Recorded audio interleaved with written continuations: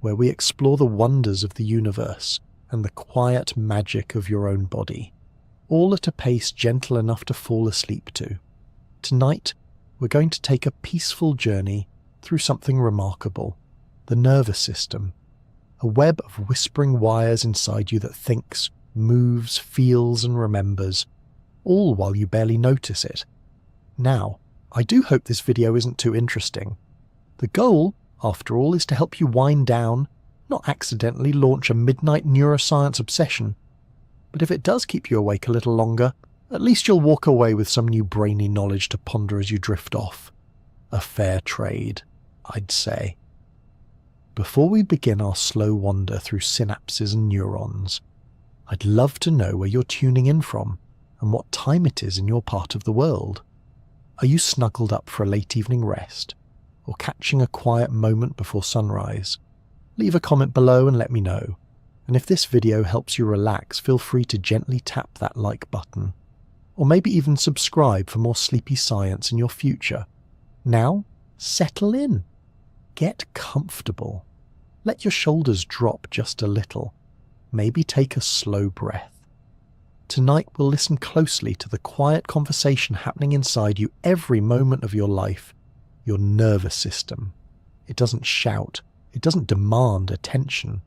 But without it, there would be no movement, no memory, no feeling, no thought. And as always, a gentle reminder, this video is for educational and entertainment purposes only, and should not be taken as medical advice. Somewhere inside you right now, a signal is zipping along a delicate thread of nerve fibre. Maybe a quiet update about the temperature of your toes, or a whispered instruction to adjust your posture ever so slightly. And the most remarkable part, you're not even aware it's happening. The nervous system is the ultimate behind-the-scenes operator. It's your body's command center, messenger service, and crisis response team all rolled into one. And it manages to do all of that without demanding a single moment of your conscious attention. Unlike your heart, which beats rhythmically and insistently, or your lungs, which rise and fall in a visible rhythm, the nervous system is mostly invisible. It doesn't flex, rumble, or sigh. It thinks in silence. At its core, the nervous system is divided into two big departments, the central nervous system and the peripheral nervous system. The central nervous system is your brain and spinal cord, the main headquarters, where all the major decisions are made. Think of it as mission control, humming quietly in the dark, issuing orders, evaluating reports, and processing everything from memories to muscle movements. The peripheral nervous system, meanwhile, is the vast communication network that branches out from the spinal cord and brainstem, reaching into every fingertip, organ and toe. If the central nervous system is the CEO, the peripheral system is the team of messengers, sensors and field agents, keeping the operation running smoothly out in the wild. It delivers information in both directions, from the outside world in and from the brain back out to the body. These two systems work together at astonishing speed. When you touch something hot, nerves in your skin send that urgent ouch signal to your spinal cord in a fraction of a second, and the command to yank your hand back is already en route before you even fully register what happened. That's not magic. That's fast, efficient biology. But the nervous system isn't just about speed. It also handles slower, more subtle forms of communication. Some signals aren't racing toward action, but drifting through circuits that evaluate, weigh, and integrate. Think of the difference between reflexively jumping away from a spider and slowly realizing that a friend's voice sounds a little sad tonight. Both responses come from the same system, but one is a lightning bolt and the other is a cloud gradually forming in your mental sky. And here's where it gets even more impressive. Unlike many other systems in the body, the nervous system doesn't have just one job. The circulatory system pumps blood. The digestive system processes food. But the nervous system, it thinks, feels, remembers, regulates, predicts, interprets, moves, reacts, adapts, and dreams. It is the stage, the script, and the actor all at once. Signals travel through it using a mix of electrical impulses and chemical messengers, like a telegraph line that sometimes switches to smoke signals, then back again. This hybrid mode of communication is why you can have both immediate reactions and long-lasting emotional effects. A sharp noise might make you jump, but a few carefully chosen words can stay with you for years. Same system, different tools. Another fascinating feature is how the nervous system balances voluntary and involuntary actions. You choose to lift your arm, but you don't choose to sweat when you're nervous. You can hold your breath, but you can't stop your pupils from adjusting to light. The nervous system lives in this grey area between control and surrender. Some parts obey your will, others go on with or without your permission, which is honestly kind of nice. It would be exhausting to consciously regulate your heart rate every time you climbed a flight of stairs. The central nervous system itself is sheltered with a kind of reverence. The brain is tucked away inside a bony skull, wrapped in 3 layers of protective membrane and bathed in cerebrospinal fluid, a clear, cushioning liquid that acts as both a shock absorber and a nutrient delivery system. The spinal cord is similarly guarded, running through the vertebrae like a precious cable in a steel conduit. Nature seems to know how critical these structures are and takes no chances with their safety. Meanwhile, the peripheral nerves stretch outward like vines from a hidden root system, weaving into muscles, skin and organs with delicate precision. Some of them are incredibly long. The sciatic nerve, for example, runs from the lower spine all the way down to your foot. That's a single nerve, several feet long, quietly ferrying messages up and down your leg all day long without a fuss. It's easy to forget just how much is happening in every moment. Right now, your body's receiving sensory data from the environment, light levels, air temperature, the pressure of the mattress or chair beneath you. Your nervous system is filtering that information, deciding what to prioritize and what to ignore. If it didn't, you'd be overwhelmed by raw input. You wouldn't be able to focus on these words, or anything else. It's also in charge of keeping tabs on your internal world. Blood pressure, glucose levels, oxygen saturation. These aren't just measured, they're responded to. When something shifts, the nervous system nudges other systems into action, whether it's speeding up your heartbeat, signaling hunger, or coaxing you into a yawn. It's not just a communicator, it's a coordinator. One of its most subtle tricks is how it maintains homeostasis, that balanced, just right internal state that your body constantly aims for.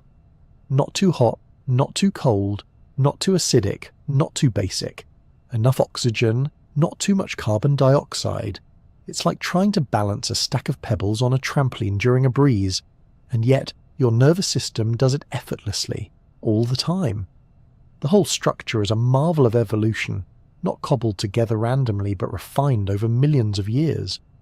Even the simplest creatures have some version of a nervous system, because without it, there's no awareness, no interaction, no ability to survive.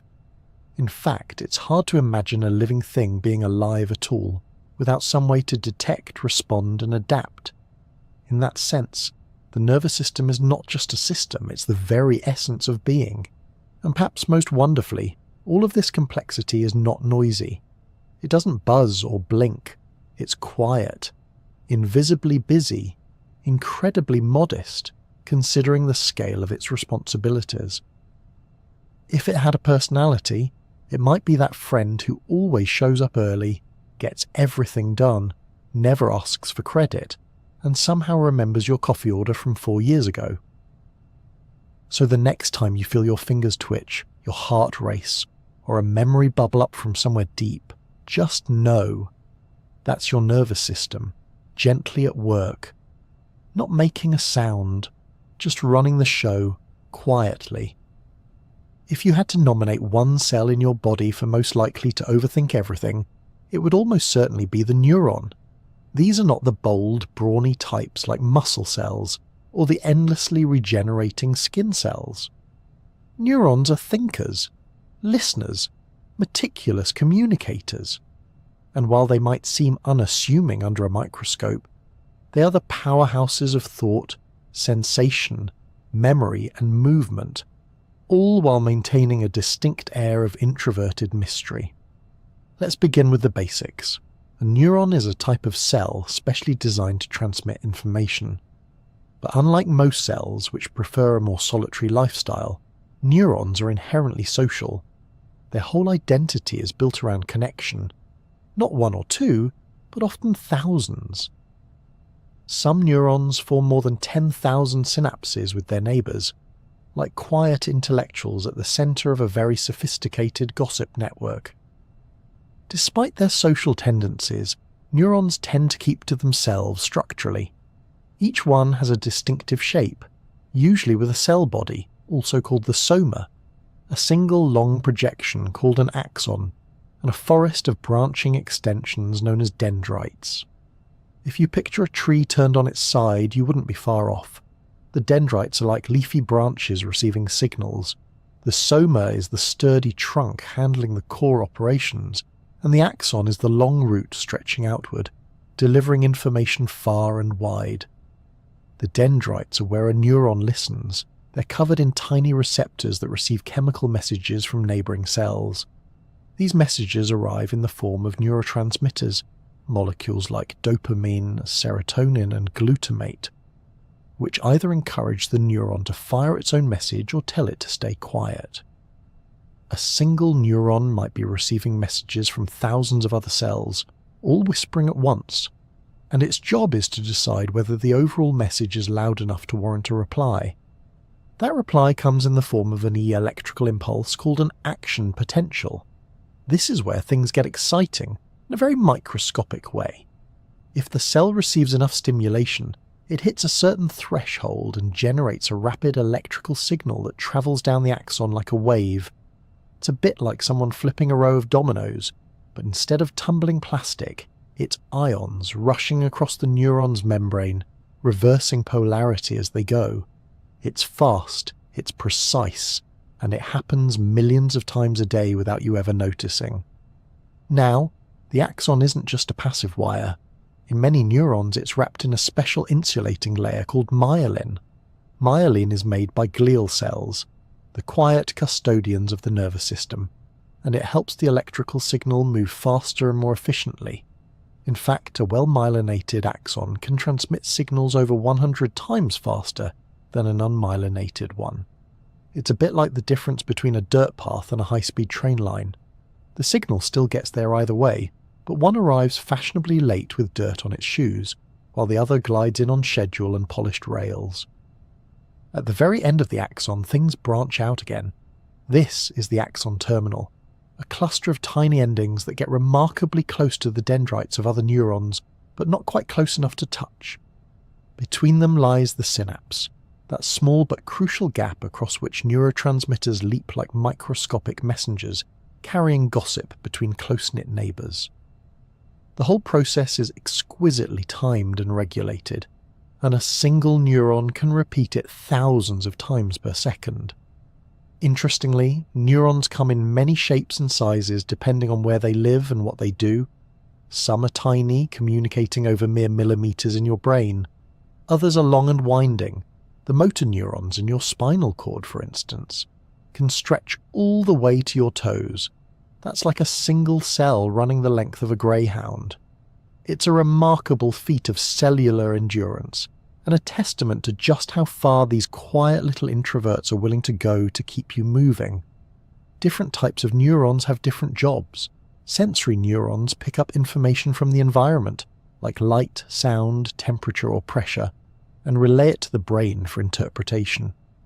Motor neurons carry instructions from the brain out to the muscles, making sure your limbs respond to your intentions, even if your intentions include fumbling around for your alarm clock. Then there are interneurons, the middlemen, found mostly in the brain and spinal cord. They form complex networks that analyse, integrate and decide what to do with all that incoming information. What's fascinating is how specialised and irreplaceable neurons are. Unlike many other cells in your body, neurons don't divide and replenish themselves regularly. Once you have them, that's mostly it. You're born with about 80 to 100 billion neurons, and while that number may slowly decline with age or injury, It's enough to carry you through an entire lifetime of thoughts, dreams, reflexes, and awkward social encounters. That said, neurons are not entirely without flexibility. They're capable of changing the strength of their connections, adjusting how they respond to certain signals, and even forging new pathways if you learn something new or form a memory. This adaptability is part of what makes the brain so powerful. It isn't just a static machine, it's a living, rewiring, ever-evolving network of possibilities. In a way, neurons are like those rare people who are quiet in crowds, but say just the right thing at just the right time. They don't demand attention, but without them, everything would fall apart. They're thoughtful, measured, deliberate, sending signals across your body with perfect timing and precision, even as you sleep or daydream or wonder what you were about to say before you got distracted by a passing thought. These little cells have been with you from the very beginning. They formed into patterns while you were still floating in the amniotic quiet of the womb. They practiced firing even before you were born, and after birth, they exploded into activity, forming connections at a rate of nearly 1 million per second in the earliest months of life. That early neural bloom laid the groundwork for walking, talking, imagining, and learning, and even now your neurons are still adjusting, refining, reshaping their networks in response to your experiences. Despite their complexity, neurons are remarkably energy efficient. They use precise bursts of energy only when needed, and their resting state, the calm between firings, is carefully maintained by a balance of charged particles inside and outside the cell. The sodium-potassium pump, for example, works like a gatekeeper, maintaining the delicate voltage across the membrane until it's time for action. It's quiet maintenance, always working behind the scenes. Neurons are also chemically diverse. They don't all use the same neurotransmitters, and some even use multiple ones depending on the context. Dopamine, for example, plays a role in reward and motivation, while GABA, gamma-aminobutyric acid, tends to have a calming inhibitory effect. Glutamate, on the other hand, is an excitatory superstar, crucial for memory and learning. The chemical language of neurons is nuanced, layered, and far more sophisticated than we once imagined. Despite all this sophistication, neurons are still vulnerable. They can be damaged by trauma, deprived of oxygen during a stroke, or affected by diseases like Alzheimer's or Parkinson's. But even in these challenges, the nervous system often finds ways to adapt. Neighbouring neurons might strengthen their connections, new paths might be forged, and researchers around the world are working every day to understand how to help these cells heal or regenerate. For all their brilliance, neurons remain curiously humble. They don't reproduce headlines like heart transplants or bionic limbs, but they quietly power everything that makes you you. Your thoughts, your voice, your hopes, and your sense of time. They are the invisible network that lets you imagine, remember, love, and decide what kind of pizza you want. So next time you pause mid-thought or feel an idea spark into life, it's worth appreciating that somewhere deep in your brain, a neuron, or maybe a small chorus of them, just fired in elegant harmony. No grand performance, no loud announcement, just a gentle, electric whisper from one introverted cell to the next. If you've ever been jolted awake by a brilliant idea, or reflexively pulled your hand back from something hot, congratulations. You've just experienced the silent spark of an action potential. No noise, no flash, just a whisper of electricity rushing down a microscopic cable. It's one of biology's most astonishing tricks. A tiny zap inside a single cell that somehow helps you read, dance, remember birthdays, and occasionally forget why you walked into the kitchen.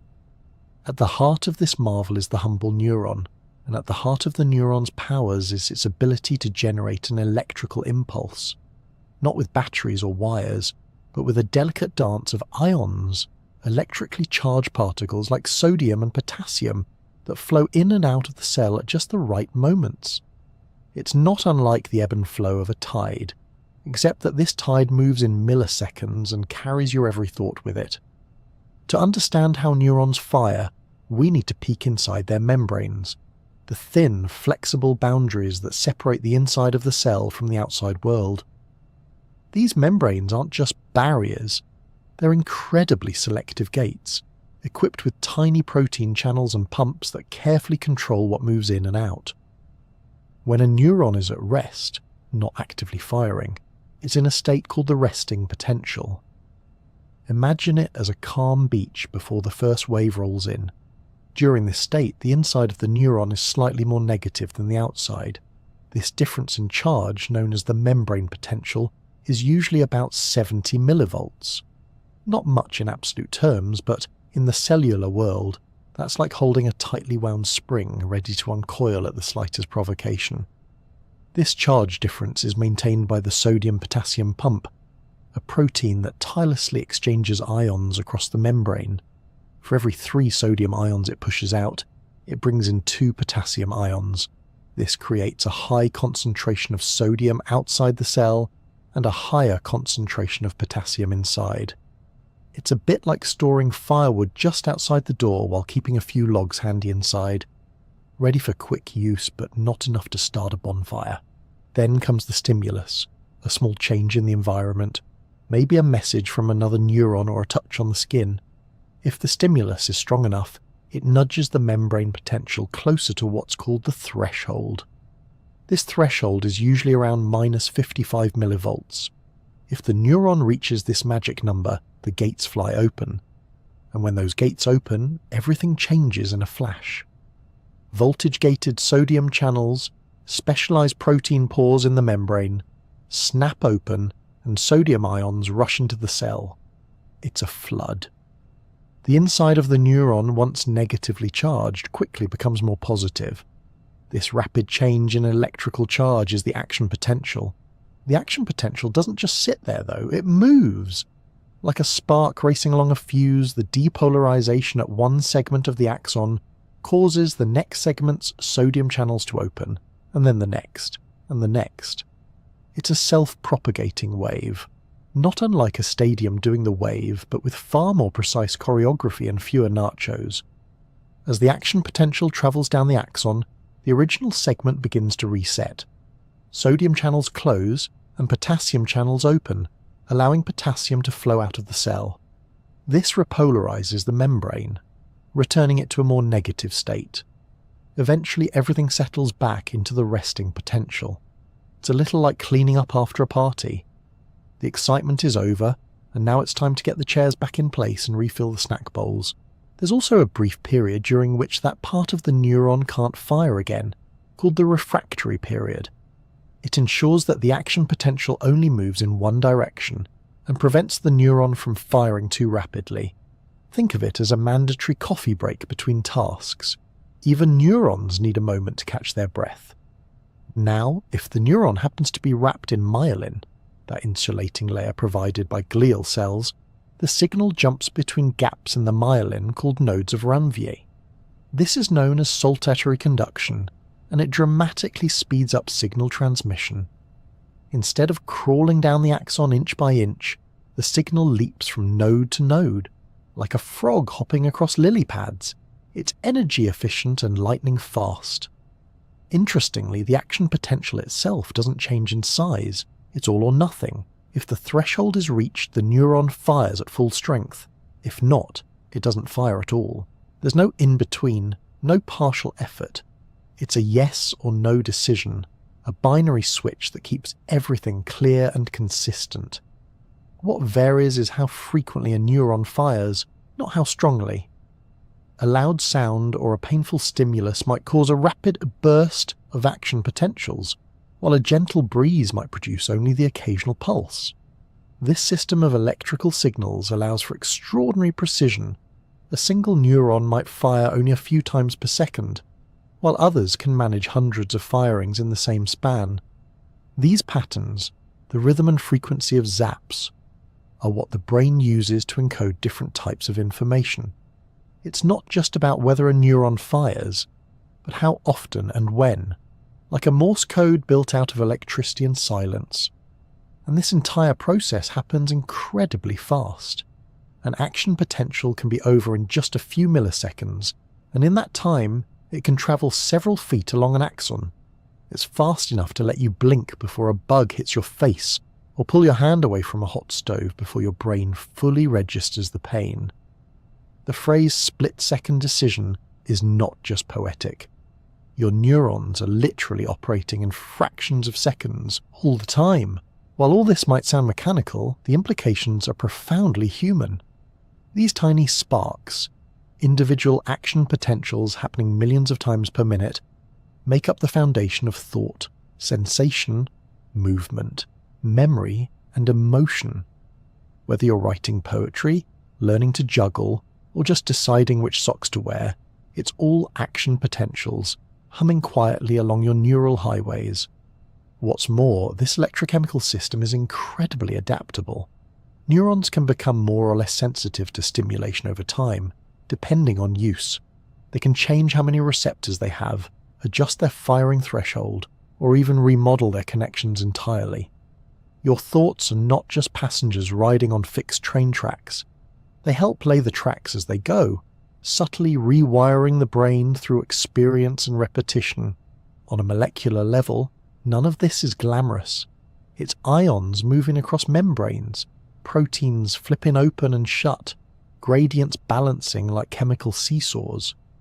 But collectively, it gives rise to everything that makes us who we are. The big, abstract ideas, like imagination, memory, or fear, all begin with something as humble as a sodium channel opening at the right moment.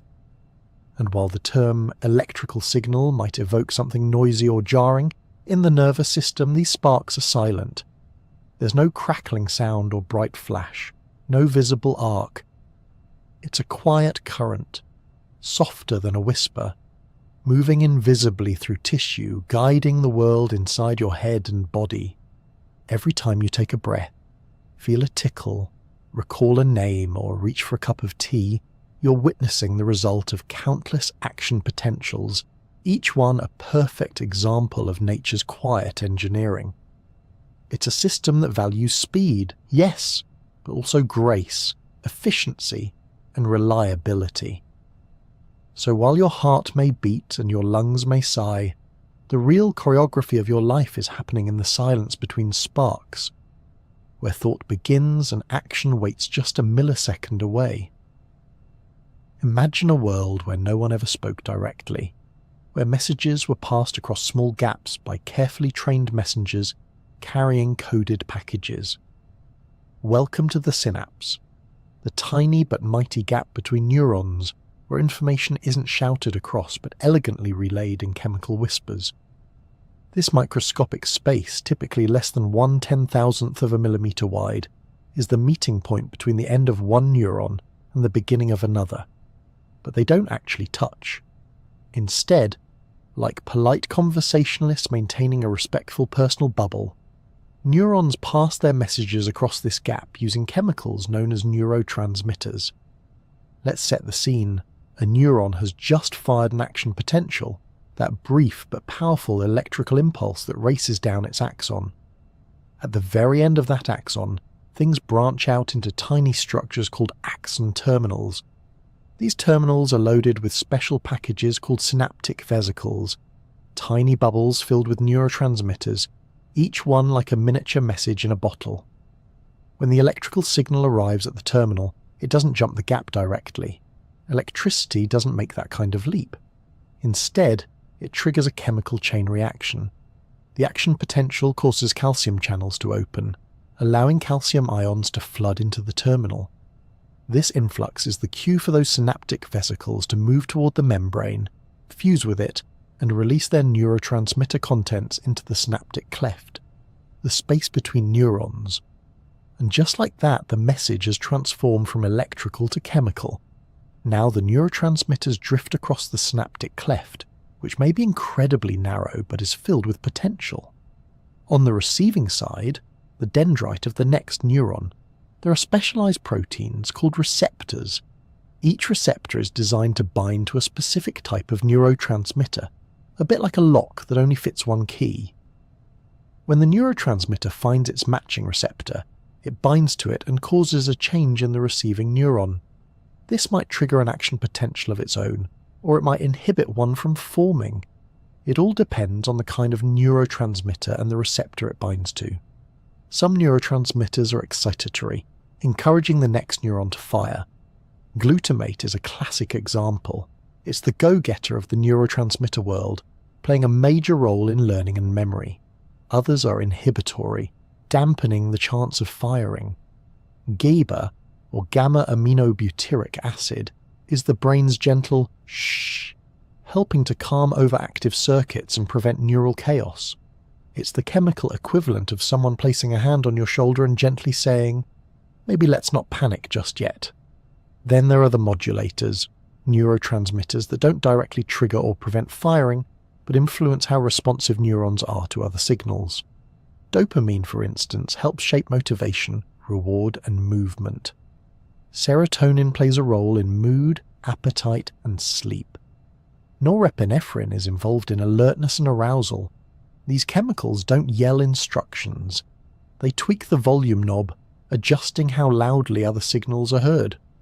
It's important to note that the same neurotransmitter can have different effects depending on where it lands.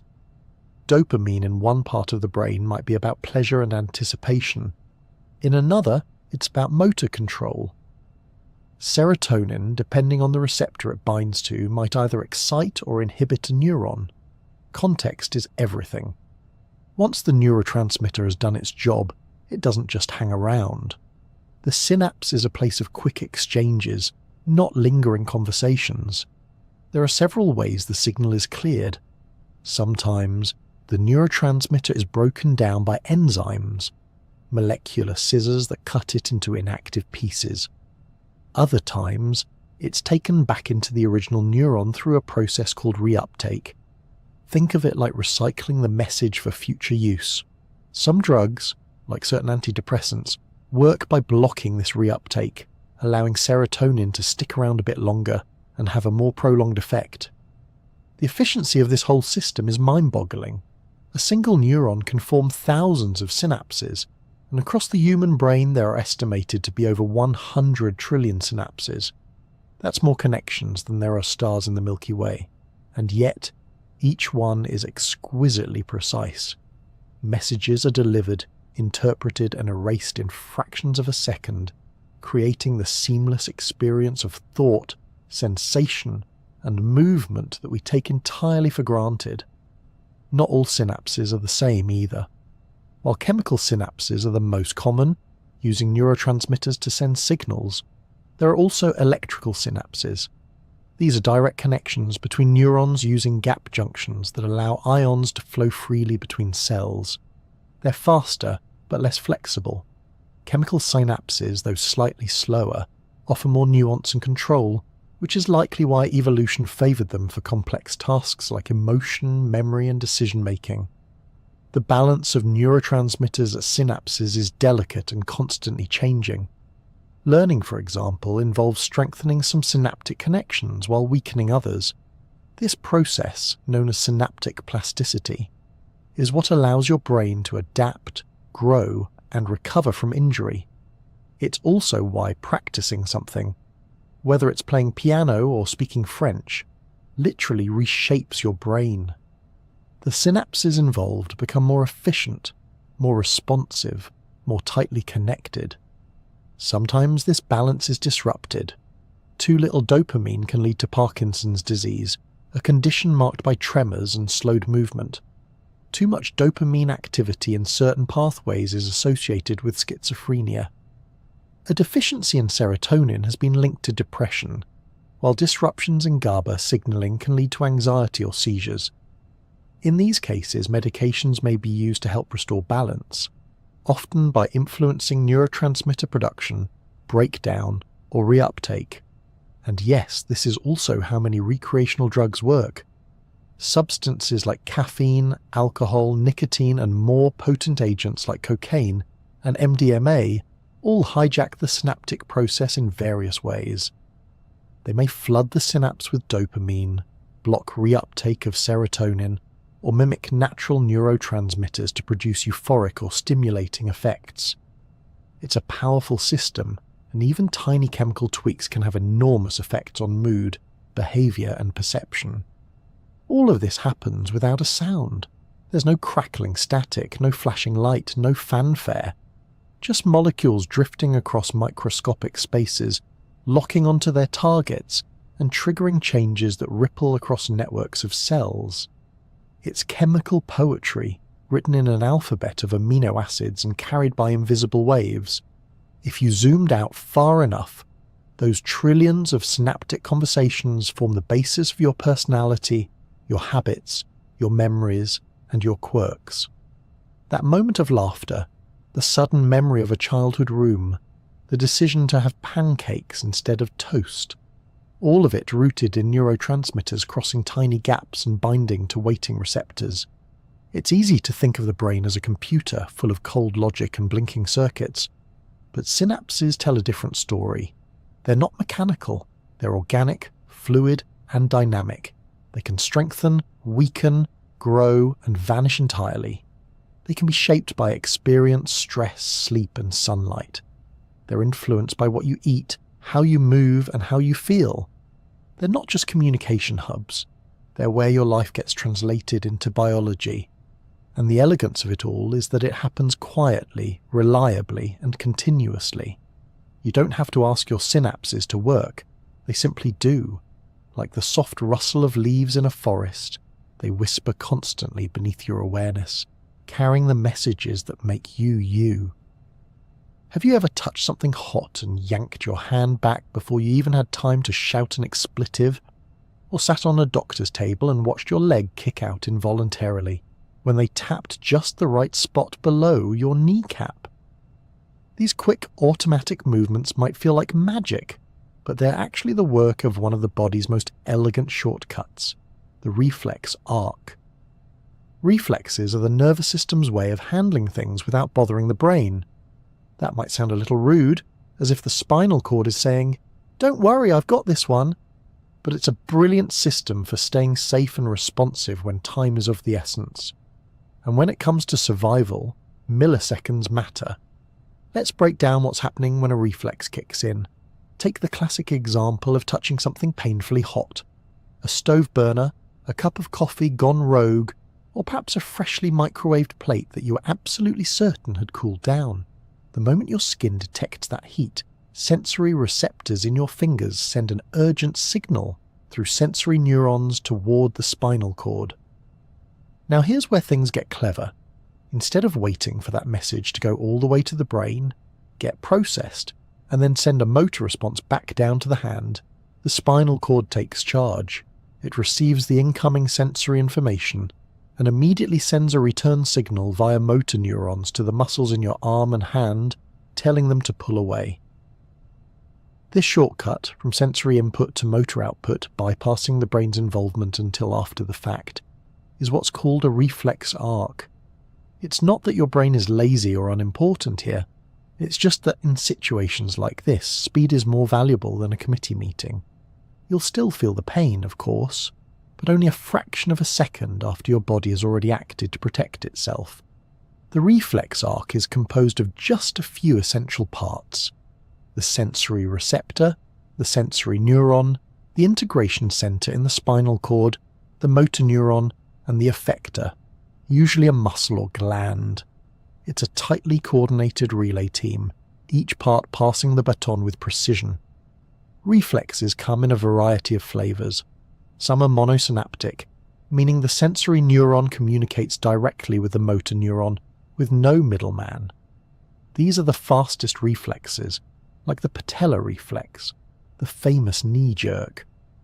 When a doctor taps that little spot just below your kneecap, it stretches the tendon and the muscle underneath. Stretch receptors in the muscle detect that change and send a signal to the spinal cord. The response? A quick command to contract the muscle and extend the leg. Simple, clean, efficient. And strangely satisfying to watch. Other reflexes are polysynaptic, involving one or more interneurons between the sensory and motor neurons. These are slightly slower, but offer more complexity and coordination. The withdrawal reflex, the one that makes you pull back from something painful, is a good example. Not only do the muscles in the affected limb contract to move you away, but other muscles might relax or tighten to maintain balance, all coordinated through interneurons in the spinal cord. Your body doesn't just react, it reacts wisely. There's even a delightful little companion to the withdrawal reflex called the cross-extensor reflex. Picture this. You step on something sharp with your bare foot. Ouch! As your injured leg pulls back, your other leg automatically stiffens to support your weight and keep you from falling over. You didn't consciously think, better adjust my posture to compensate. Your spinal cord handled it before you had a chance to be clumsy. While most reflexes are there to protect you or maintain posture and balance, not all are strictly physical. Some reflexes are visceral, meaning they involve internal organs. Think about the gag reflex, or the way your pupils automatically constrict in bright light. These are still reflexive actions, protective, automatic, and regulated by circuits that prioritize survival and comfort. Your body knows that bright sunlight might damage your retinas, or that something lodged in your throat could be dangerous, and it acts accordingly. Reflexes also play a huge role in development.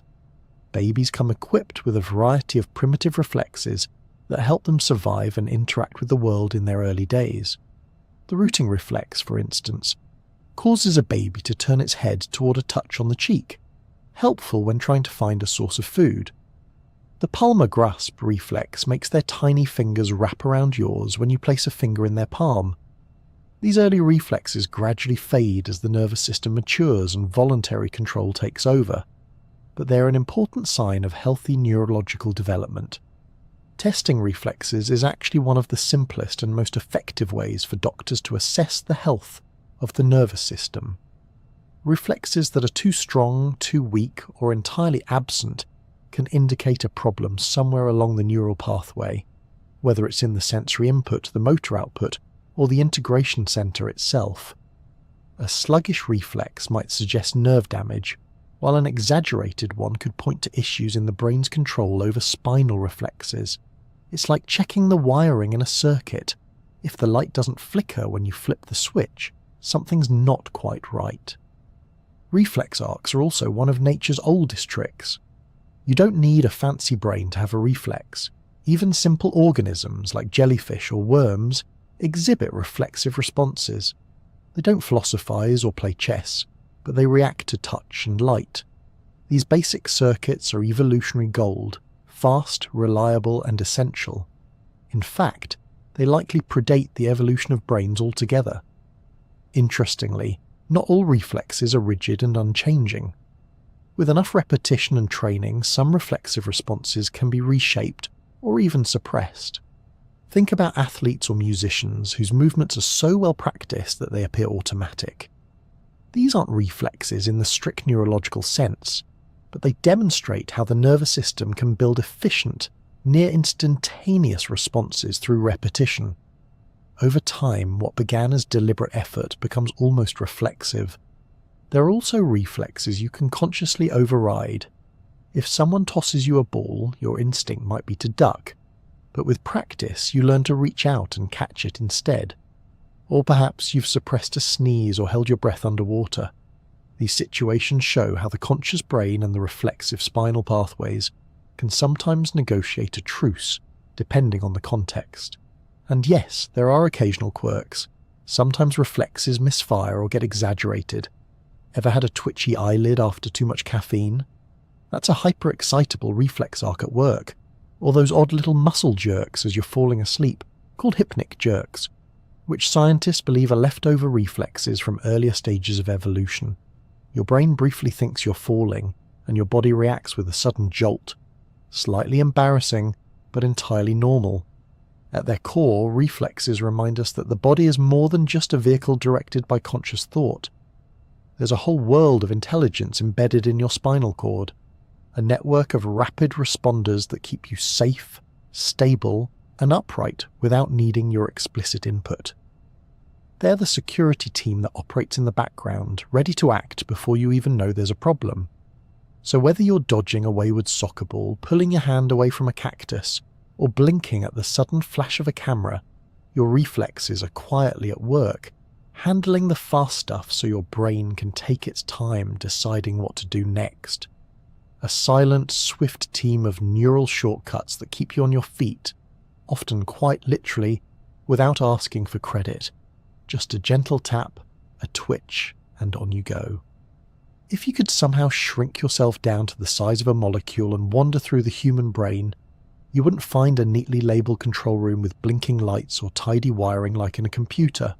You'd find something far more organic, a sprawling, branching, ever-shifting landscape.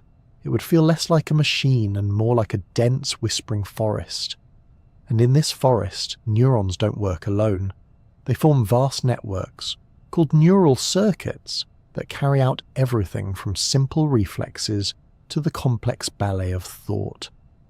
A single neuron can do incredible things, receiving input, making decisions and sending messages.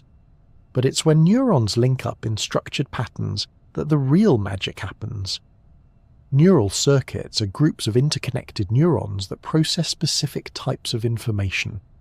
They form the living highways and backroads of your nervous system, carrying signals across your body in an intricate, coordinated flow. The basic structure of most circuits can be broken down into three main roles: sensory input, integration, and motor output. It's a simple framework, but it's the foundation for everything from scratching your nose to composing a symphony. Let's start with sensory input. This is where the journey begins, with specialized receptors picking up information from the world around you, or from within your own body. These receptors come in all flavors: mechanoreceptors for touch and pressure, photoreceptors for light, chemoreceptors for taste and smell, and thermoreceptors for temperature. They convert environmental signals, like the chill of a breeze or the texture of a fuzzy blanket, into electrical impulses that neurons can understand.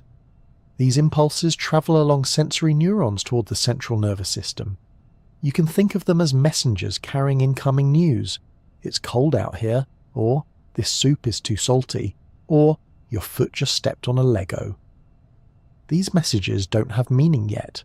They're raw data, bits and pieces of sensation waiting to be assembled. That assembly happens in the integration centers, mainly in the brain and spinal cord. This is the processing hub, the part of the circuit that takes multiple inputs, evaluates them, and decides what to do next. Integration is the nervous system's version of deliberation. It's not just receiving a message and reacting. It's receiving multiple messages, filtering out the noise, recognizing patterns, comparing current inputs with memories, expectations, and emotional states, and then forming a coherent response. This is why your nervous system doesn't overreact to every single piece of sensory input. You might not notice the feeling of your socks until someone mentions them. Your brain filters out that data because it's deemed unimportant at the moment. But if the socks are suddenly soaked with cold water, your sensory neurons will send a more urgent message, and your brain will decide it's time to pay attention. The decision-making process isn't just about receiving information. It's about weighing its relevance and determining whether action is needed. Once a decision is made, motor output carries it out. Motor neurons transmit commands from the brain or spinal cord to muscles or glands. Whether it's moving your arm, adjusting your breathing, or producing saliva, motor neurons are the final link in the circuit. They translate intention into action, and that action can be voluntary, like deciding to wave hello, or involuntary, like your pupils shrinking in response to bright light. Within this basic structure, neural circuits vary tremendously in complexity. A simple reflex circuit, like the one that jerks your hand away from a hot pan, might involve just a handful of neurons, a direct line from sensory to motor with maybe a single interneuron in between. But more complex circuits, like those involved in understanding language, recognizing faces, or solving a math problem, can involve millions of neurons, all firing in precise patterns across multiple regions of the brain. These complex circuits don't just sit in one part of the brain either. They span regions, forming networks that handle everything from visual processing to emotional regulation. The visual cortex, for instance, doesn't just receive light data from the eyes. It analyzes shapes, motion, depth, and even color, then sends that data to other regions that interpret it in context. Is that a bird flying past your window or a plastic bag in the wind?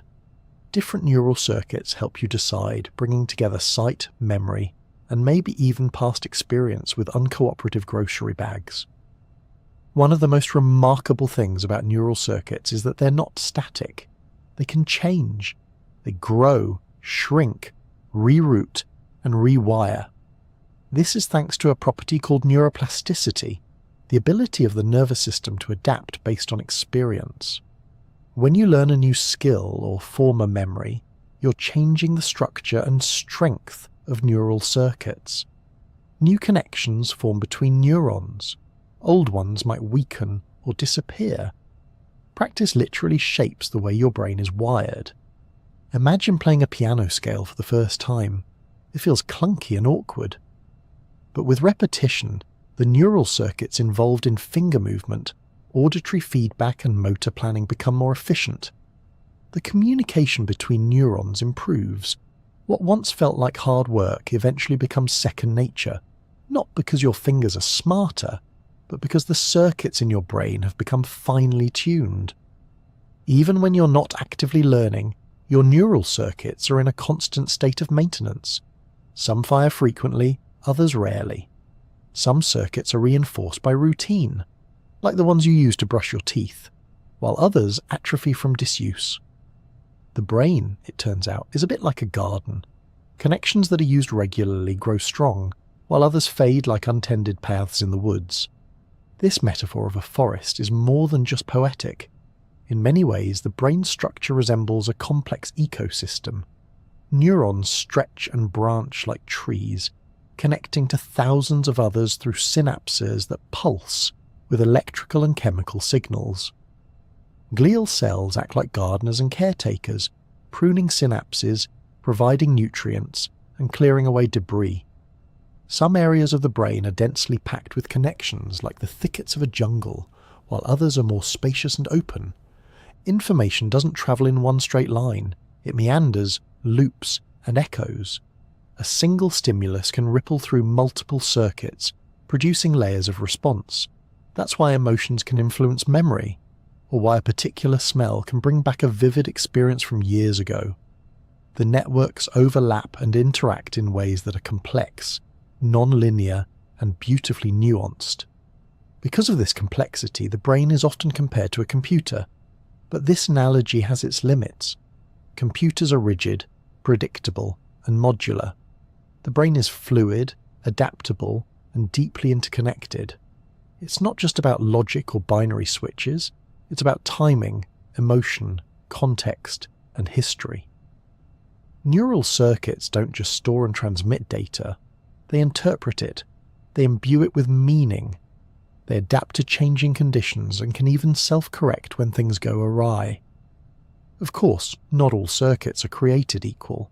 Some are optimized for speed, like those controlling reflexes or eye movements. Others are built for deep processing, like the circuits involved in abstract thinking or long-term memory. Some circuits become hyperactive in disorders like epilepsy, while others degrade in conditions like Alzheimer's disease. Understanding how these circuits work, and sometimes fail, is one of the most active areas of neuroscience research today. And despite how much we've learned, we've only just begun to map this living network. Entire initiatives have been launched to chart the brain's connectome, the full map of neural connections in the brain. It's like trying to chart every tree, vine, and moss patch in an unimaginably vast jungle, where the paths shift subtly over time, and where the act of observation might itself cause change. Still, every new discovery adds another piece to the puzzle. Every insight into how a circuit handles fear, joy, habit, or attention brings us closer to understanding not just how the brain works, but how it feels to be human. Because in the end, these circuits aren't just electrical relays. They're the architecture of thought, the pathways of personality, the infrastructure of experience. They're what let you recognize a friend's face, hum a familiar tune, or feel a sudden pang of nostalgia at the smell of fresh rain. And all of that happens within a living, breathing network of connections. A forest of murmurs that stretches from the base of your spine to the crown of your head, quietly keeping the lights on while you live your life. The world is a loud, bright, flavorful, textured place, and yet all of that sensory richness exists only as raw data until your nervous system gets involved. You don't actually see light, hear sound, or taste chocolate directly. What you experience is your brain's interpretation of electrical signals sent by specialized receptors. In other words, reality isn't just what's out there, it's what your brain tells you is out there, and it's doing that constantly, seamlessly, and usually without your conscious awareness. Let's start with one of the most familiar senses, touch. Your skin is your largest sensory organ, and it's loaded with receptors for pressure, vibration, temperature, and pain. These receptors are surprisingly specialized. Some detect light, gentle contact, like the brush of a feather. Others are tuned for deep pressure or for rapid changes in motion, like when your phone buzzes unexpectedly in your pocket. There are thermoreceptors that respond to heat and cold, and nociceptors that detect pain, a crucial, if unpopular, form of information. While pain may not be anyone's favourite sensation, it's essential for survival. It tells you when something is wrong, when tissue is damaged, or when it's time to back away from that suspiciously hot pizza slice. Once these receptors are activated, they send signals through sensory neurons to the spinal cord and then up to the brain. The signals get routed to the somatosensory cortex, a strip of brain tissue where different parts of your body are represented in a rather peculiar map. Your hands and lips, for instance, take up a disproportionately large area because they're incredibly sensitive. Your back, meanwhile, is represented in a much smaller area, which is why you can scratch around for ages and still not find the exact itchy spot. Now, taste. That's a sense we often associate with pleasure, even if it's just the joy of morning coffee or a particularly crunchy pickle.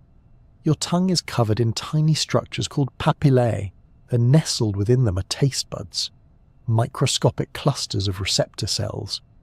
These cells detect 5 primary tastes: sweet, salty, sour, bitter, and umami, the savoury taste associated with things like soy sauce or grilled meat. Each taste bud contains multiple receptor cells, and each cell is sensitive to one or more of these 5 categories. When you eat, chemicals in your food dissolve in saliva and interact with these receptors, which send signals to the brain via the facial and glossopharyngeal nerves. The brain takes this information and combines it with input from your sense of smell, texture from your sense of touch, and even visual cues to create what you perceive as flavour. This is why food tastes dull when you have a cold. Your olfactory input is muffled, and the brain's flavour construction process is working with limited materials. Speaking of smell, your olfactory system is both ancient and direct. Unlike other senses, smell signals bypass the thalamus, the brain's typical relay station, and go straight to the olfactory cortex and limbic system, which is heavily involved in emotion and memory. That's why a single whiff of sunscreen might send you spiralling into a vivid memory of a beach trip from childhood. It's not just nostalgia, it's neural architecture.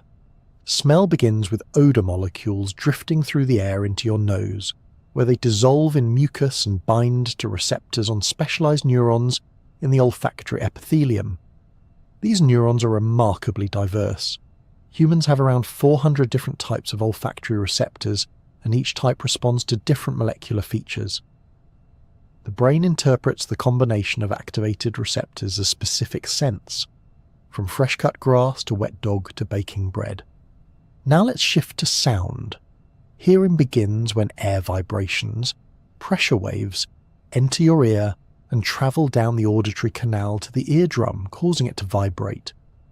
These vibrations are transferred through 3 tiny bones in the middle ear, charmingly named the hammer, anvil, and stirrup, which amplify the signal and send it into the cochlea. a snail-shaped structure in the inner ear filled with fluid and lined with sensory cells. Inside the cochlea, those pressure waves create ripples in the fluid, which bend tiny hair cells at specific points depending on the frequency of the sound. High-pitched sounds affect one end of the cochlea, while low-pitched sounds affect the other. The movement of these hair cells opens ion channels, generating electrical signals that travel along the auditory nerve to the brain's auditory cortex, where the raw data is interpreted as everything from a whisper to a thunderclap to your favourite song. Vision, arguably the most dominant sense for many people, is all about light. Photons enter your eye through the cornea and lens, which focus the light onto the retina at the back of the eye.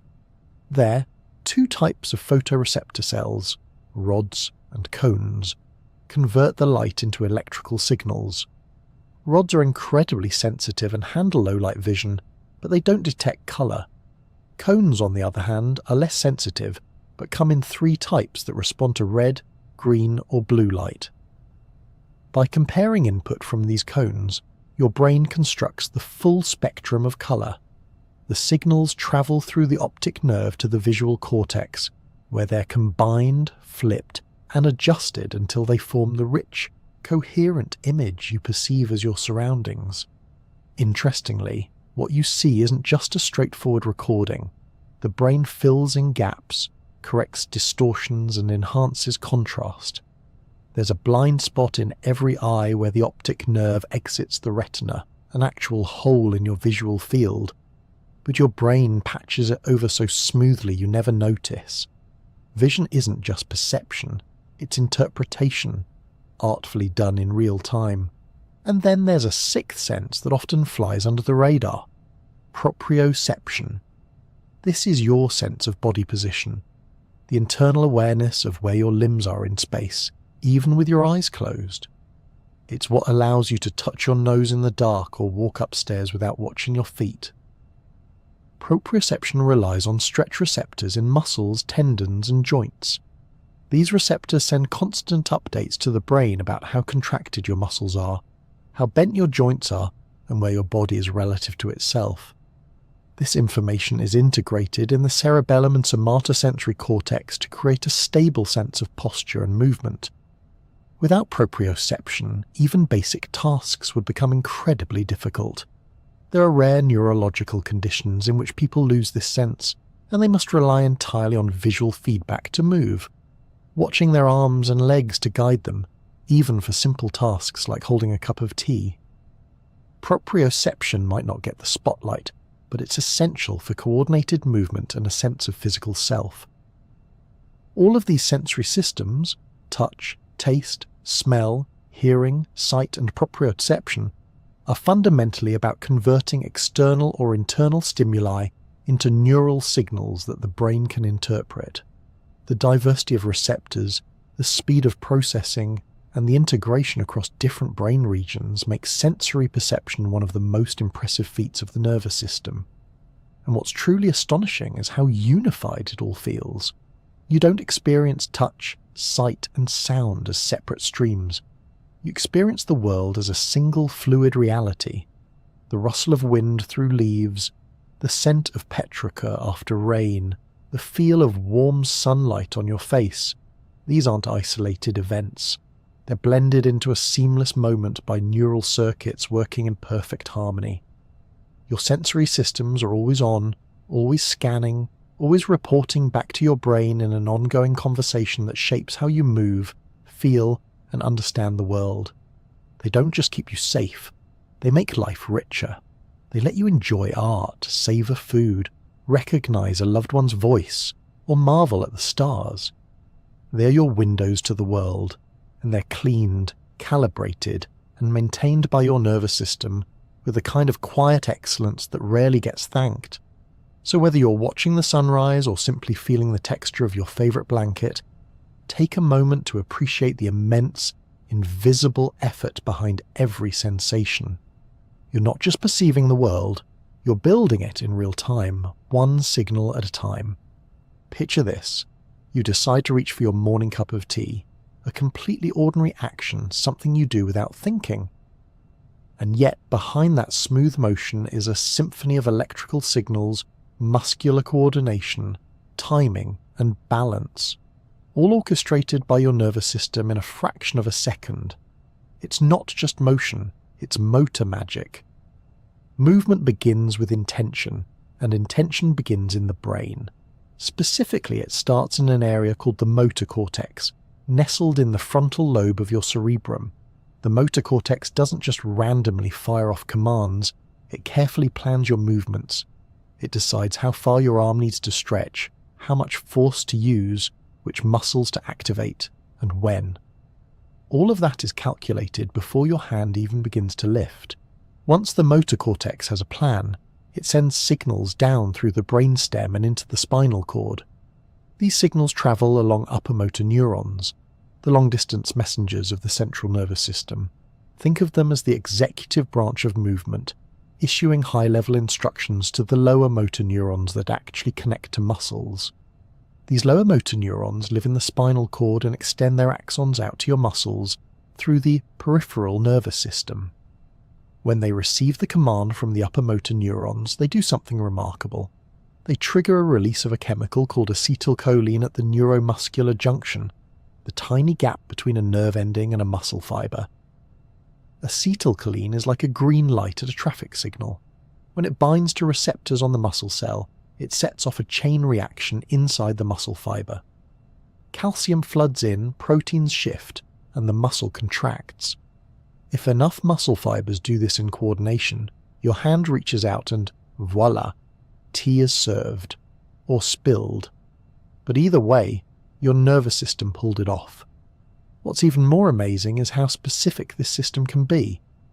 The brain can activate just a few motor units, which are made up of a motor neuron and the muscle fibres it controls, for delicate movements like threading a needle, or recruit hundreds of motor units for something more forceful, like lifting a suitcase.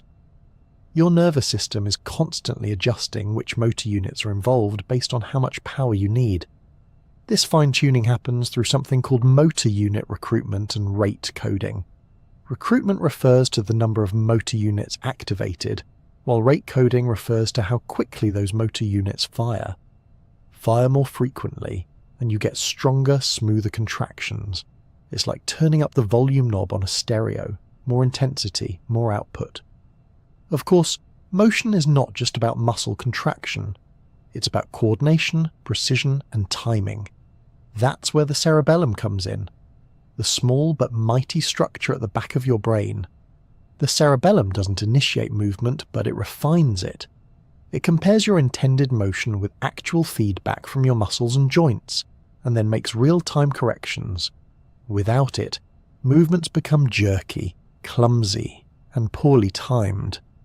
Say you reach out to grab a falling pen. The cerebellum makes sure your arm doesn't overshoot or arrive too late. It keeps your movements smooth, balanced, and efficient. It also stores motor learning, the patterns that let you ride a bike or play an instrument without consciously thinking about every step. Meanwhile, deep in the brain, another set of structures is hard at work, the basal ganglia. These interconnected nuclei help with movement initiation, especially when it comes to starting and stopping action smoothly. They also help filter out unhelpful or involuntary movements. When the basal ganglia don't function properly, as in Parkinson's disease, people can experience tremors, rigidity, or difficulty initiating movement. Even the simplest gesture involves multiple brain regions communicating seamlessly. The premotor cortex helps plan movements, especially those based on external cues. The supplementary motor area coordinates movements that are internally driven, like deciding to stand up from your chair. The parietal lobe provides spatial awareness, helping you locate where your limbs are relative to the world. All these systems talk to each other constantly, often milliseconds before you even notice a motion has started. Now imagine all of that happening while you dance, juggle, play the violin, or climb a flight of stairs. Complex multi-joint movements require intricate timing and feedback. The nervous system doesn't just fire off a command and hope for the best, it listens. As your muscles move, Proprioceptors in your joints and tendons send continuous updates back to the brain. These updates allow the brain to make micro-adjustments mid-motion. Proprioception, your sense of body position, is vital here. It's how you can close your eyes and still touch your nose, or stand on one foot without staring at your toes. It's the silent background awareness of where your body is and what it's doing. When proprioception is disrupted, even walking becomes an exercise in guesswork. In addition to proprioception, your nervous system also integrates information from your eyes, inner ears, and even skin to keep you balanced and coordinated. The inner ear contains the vestibular system, tiny structures filled with fluid and sensory hair cells that detect head movement and orientation. These signals help you maintain balance, track moving objects, and orient yourself in space. When this system gets thrown off, like during a spinning carnival ride or a bad bout of vertigo, your movements can feel wobbly and disconnected. Not all motor commands are conscious. Many are automatic, like adjusting your posture or blinking. These are handled by brainstem pathways and spinal reflexes, which operate largely without your involvement. Your nervous system is quietly running background programs to keep you upright, breathing, and not drooling on yourself while you sleep. Interestingly, motion is also influenced by emotion. Nervous, your muscles might tighten. Happy, you smile. Fearful, you might freeze or bolt. These aren't just habits. Emotional states influence motor pathways through connections between the limbic system and motor centers. Your brain doesn't just decide how to move based on physics. It weighs how you feel too. And then there's the delightful awkwardness of learning a new movement. Whether you're attempting yoga, ice skating, or using chopsticks for the first time, your movements are often clunky and imprecise. That's your brain building new motor circuits, experimenting and adjusting. It's a little like rehearsing a play. Early runs are full of missed cues and awkward pacing, but with repetition, the performance smooths out. Practice refines these circuits. With time, the brain shifts some of the control from conscious centers to more automatic ones. That's why skilled dancers or athletes can move fluidly without thinking about each muscle contraction. It's not just muscle memory. It's deeply trained neural pathways working with practiced efficiency. Of course, motor control isn't perfect. It's vulnerable to fatigue, distraction, and aging. As we get older, reaction times can slow, coordination might decline, and fine motor skills may need a little more concentration. But the nervous system is adaptable. With use, training, and attention, it can remain remarkably functional well into later years. Movement also brings a feedback loop of pleasure. The brain often rewards activity with endorphins and dopamine, chemical signals associated with enjoyment, motivation, and even euphoria. This is why exercise, dancing, or even stretching can feel satisfying beyond just the physical benefits. The nervous system doesn't just control motion, it celebrates it. So whether you're performing a pirouette, running for the bus, or simply reaching for your phone in the dark, your body is responding to a cascade of electrical commands, feedback signals, and learned patterns. The muscles obey, the joints flex, the balance is adjusted, all in a quiet, lightning-fast collaboration between brain and body. It's easy to overlook because it feels effortless, but inside that effortless moment is a masterclass in coordination. A whisper of intent becomes a wave of motion. A thought becomes a step, a gesture, or a twirl. Whether it's graceful or goofy, it's still a marvel of motor magic, powered by a nervous system that never stops moving. Your brain is not the same as it was yesterday, or last week, or 5 minutes ago. That's not poetic exaggeration, it's biology. With every experience, every thought, every attempt to remember where you left your keys, your brain is adjusting itself. Not dramatically, like sprouting new lobes or rewriting entire regions, but subtly, invisibly, at the level of its connections. This ability to change is called neuroplasticity, and it's one of the nervous system's most magical traits.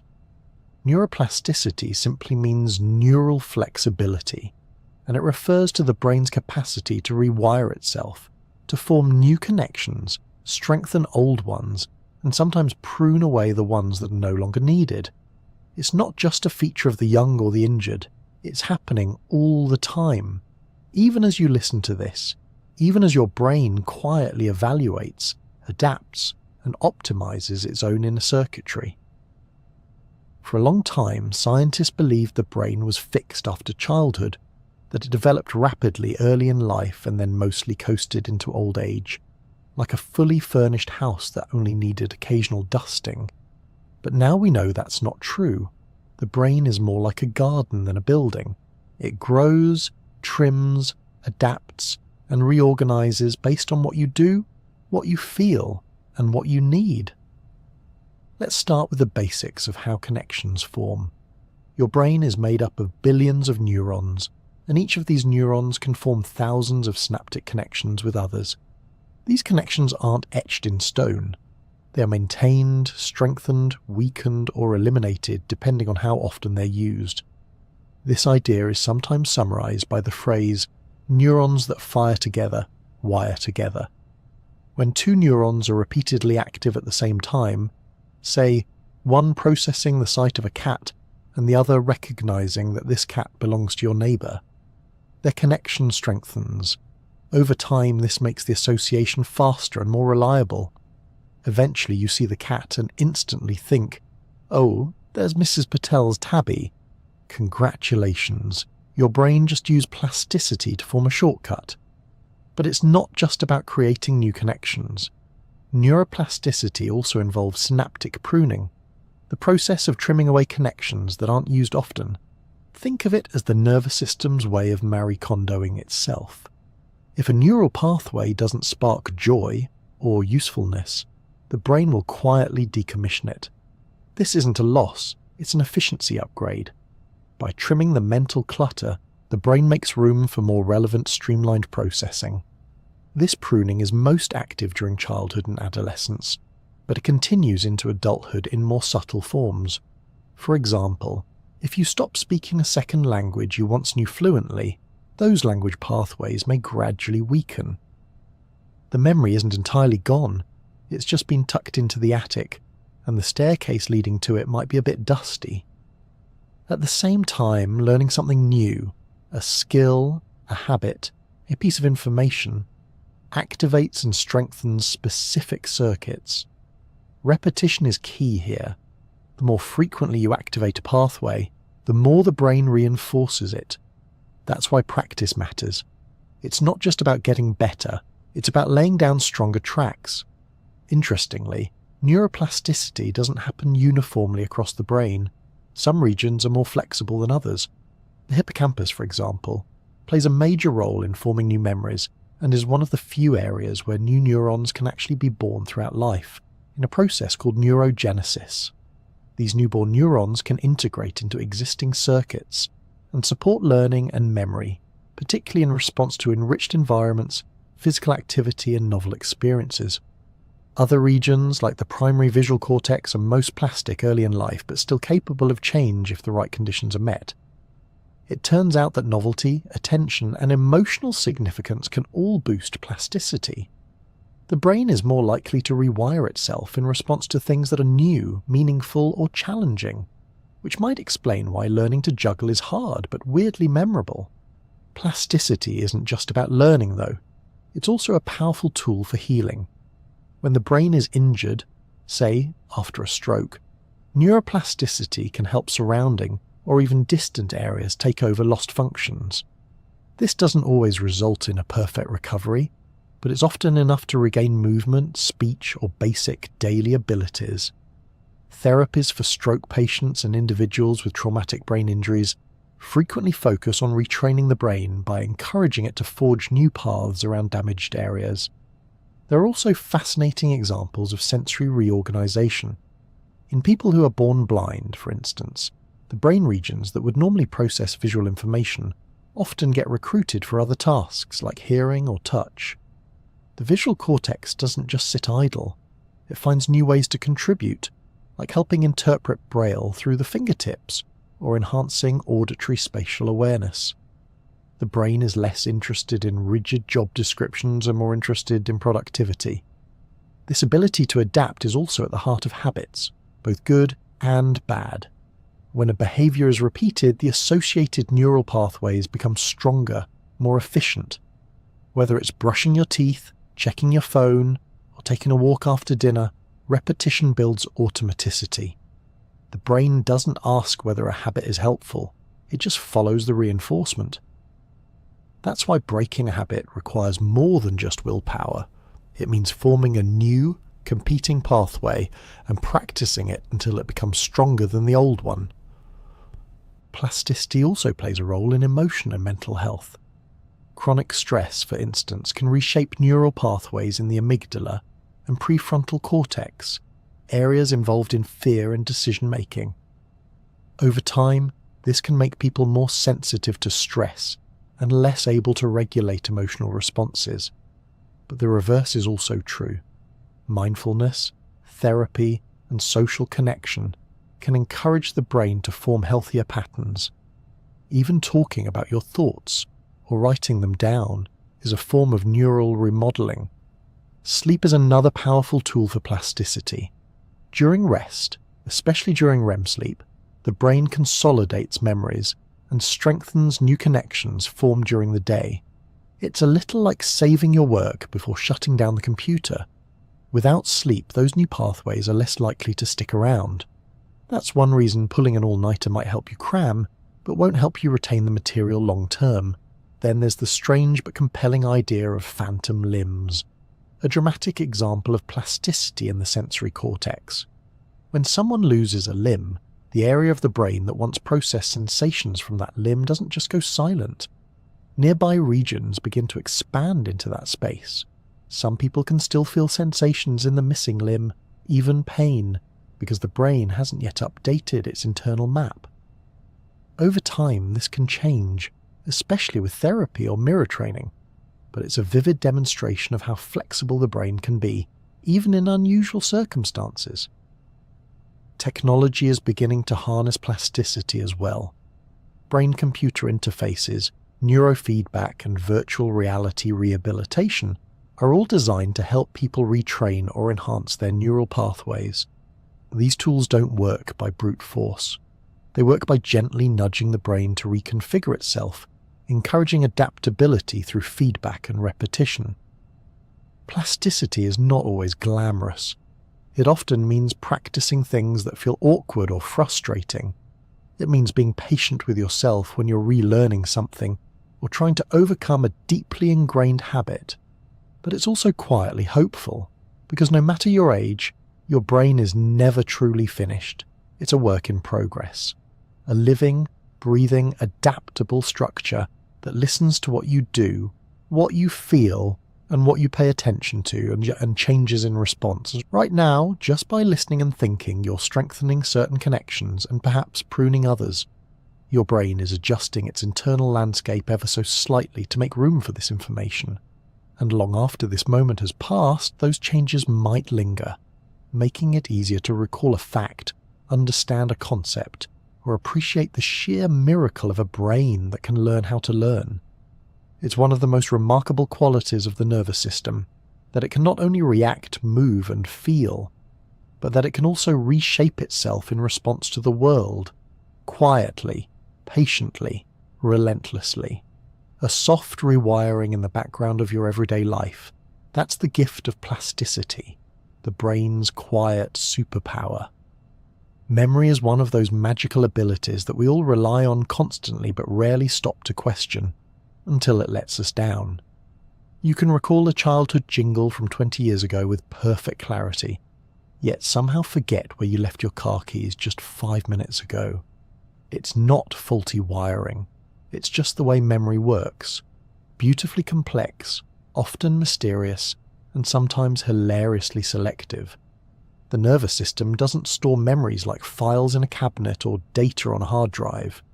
It works through patterns of neural activity, strengthened connections, and coordinated chemical changes. Memory lives in networks, not folders, and it's always evolving. Some memories last seconds, others last a lifetime, some arrive fully formed, others hide until just the right smell or song brings them back in vivid detail. Let's start with how memory is categorized. Broadly speaking, there are three main types: sensory memory, short-term memory, and long-term memory. Sensory memory is the briefest kind. It holds on to raw input from your senses for just a few seconds, long enough for your brain to decide if it's worth paying attention to. You glance at a scene, hear a passing sound, or feel a sudden brush of wind, and that moment lingers for a blink before either fading or moving forward for processing. It's like the mental version of a loading screen. There, then gone. Short-term memory, sometimes called working memory, is where conscious thought happens. It's the mental notepad that holds small amounts of information for a short time, usually seconds to a minute or so. It's how you remember a phone number long enough to dial it, or keep track of which cupboard you just opened while looking for the cinnamon. On average, most people can hold about 7 bits of information in short-term memory, give or take 2, which is why phone numbers were originally designed with around that many digits. Working memory is flexible. It's not just for storage, but for juggling ideas, solving problems, and keeping track of what's happening in real time. It's the backstage assistant in the theatre of the mind, quietly managing the props and cues that make coherent thought possible. And it's highly vulnerable to distraction. Ever walked into a room with a purpose, got distracted by a rogue sock on the floor, and then forgot why you were there? That's working memory being politely wiped clean by an unexpected interruption. Then there's long-term memory, the archive of everything from your grandmother's birthday to how to ride a bike. Long-term memory is remarkably durable. It includes facts, skills, events, and emotional associations. Some of it is conscious and deliberate, like remembering historical dates or the plot of a favourite book. This is called explicit memory. Other parts are unconscious and automatic, like knowing how to tie your shoes or type on a keyboard without looking. These are implicit memories, and they often live deeper in the brain. The process of turning a short-term memory into a long-term one is called consolidation. It's not instantaneous. Your brain needs time, and often sleep, to solidify those connections. That's why cramming for an exam the night before might help you pass, but won't do much for remembering the material a month later. Sleep, particularly deep and REM sleep, plays a huge role in moving memories into more permanent storage. Inside your brain, one of the key players in this process is the hippocampus, a seahorse-shaped structure in the medial temporal lobe. The hippocampus doesn't actually store long-term memories, but it acts as a sort of processing hub. It helps link together different elements of an experience, the sights, sounds, emotions, and context, so that they can be reassembled later.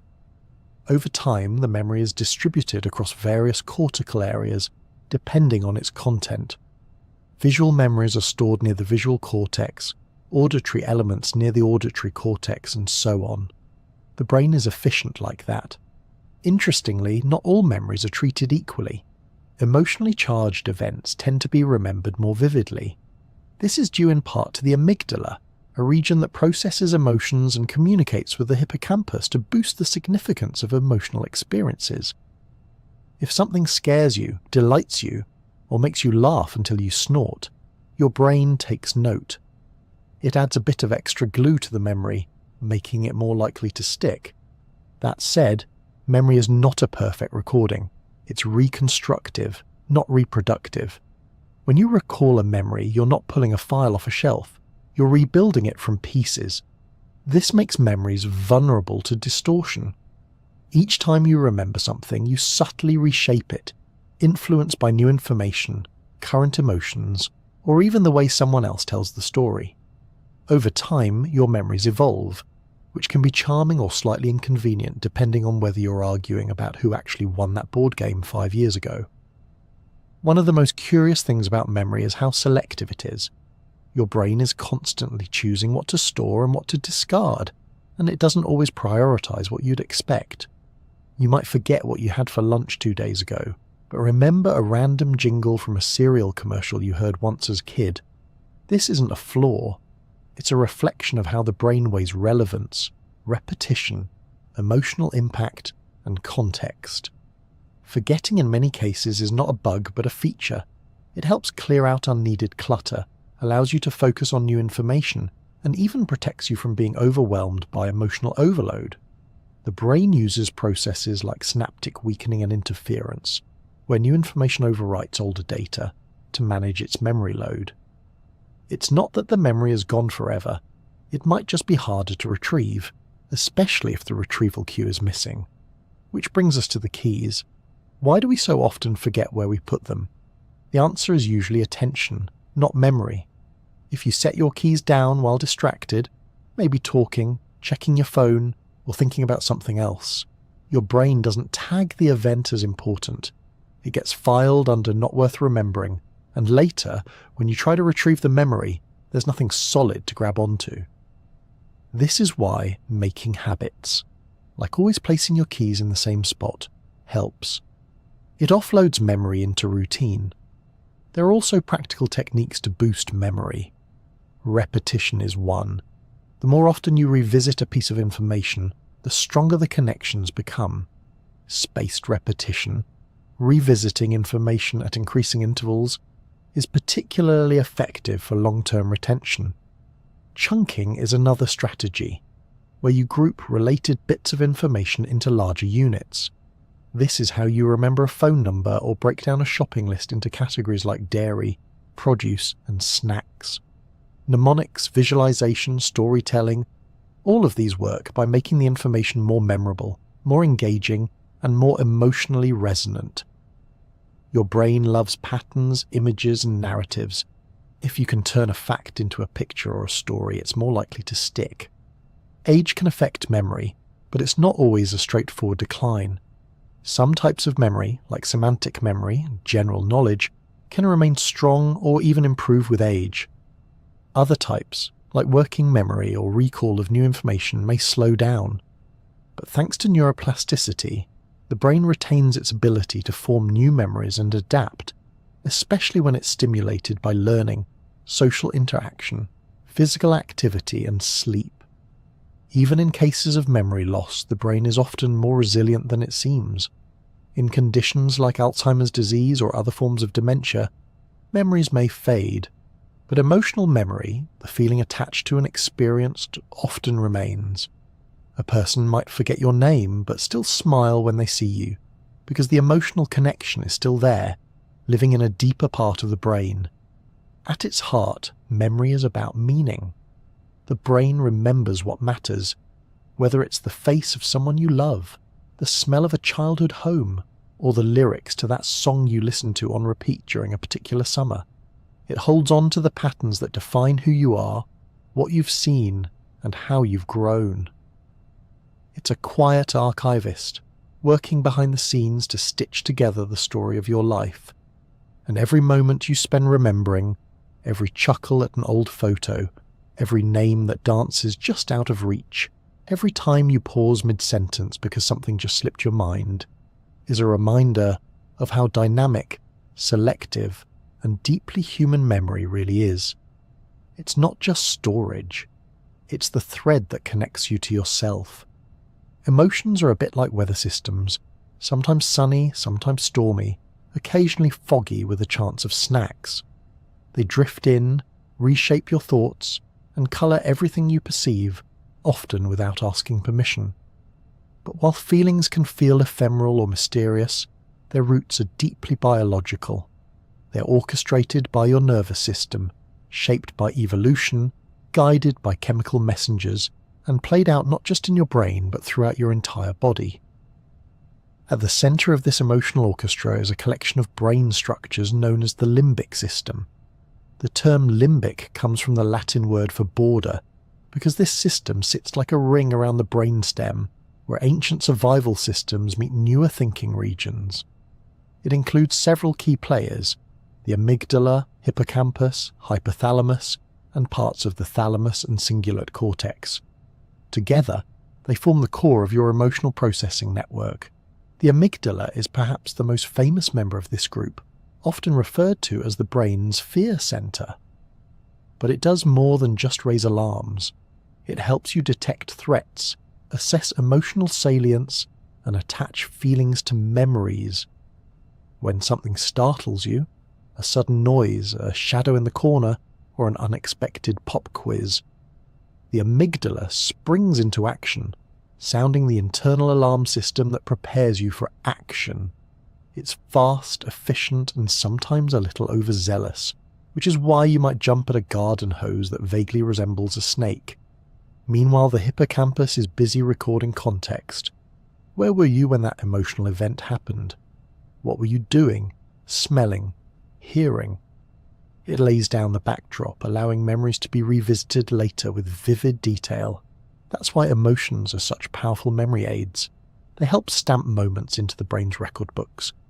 The hypothalamus, sitting just below the thalamus, is a tiny but mighty structure that links the nervous system to the endocrine system. When activated by emotional stimuli, it sends signals to the pituitary gland, which then releases hormones into the bloodstream. These hormones influence your body's responses, raising your heart rate, dilating your pupils, altering your digestion, all of which contribute to the physical feeling of emotion. This hormonal response is why emotions don't stay confined to the brain. They ripple through the body, influencing organs, muscles, and even your posture.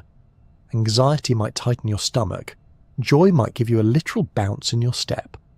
Sadness can weigh down your shoulders. These aren't just poetic descriptions. They're physiological realities shaped by nerves, hormones, and feedback loops.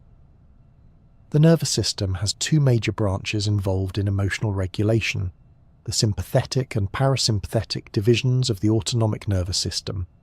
The sympathetic system prepares you for fight or flight, increasing heart rate, redirecting blood to muscles, slowing digestion. The parasympathetic system helps you rest, digest, and return to baseline. Emotions often arise from the balance between these two forces. For example, fear typically ramps up sympathetic activity.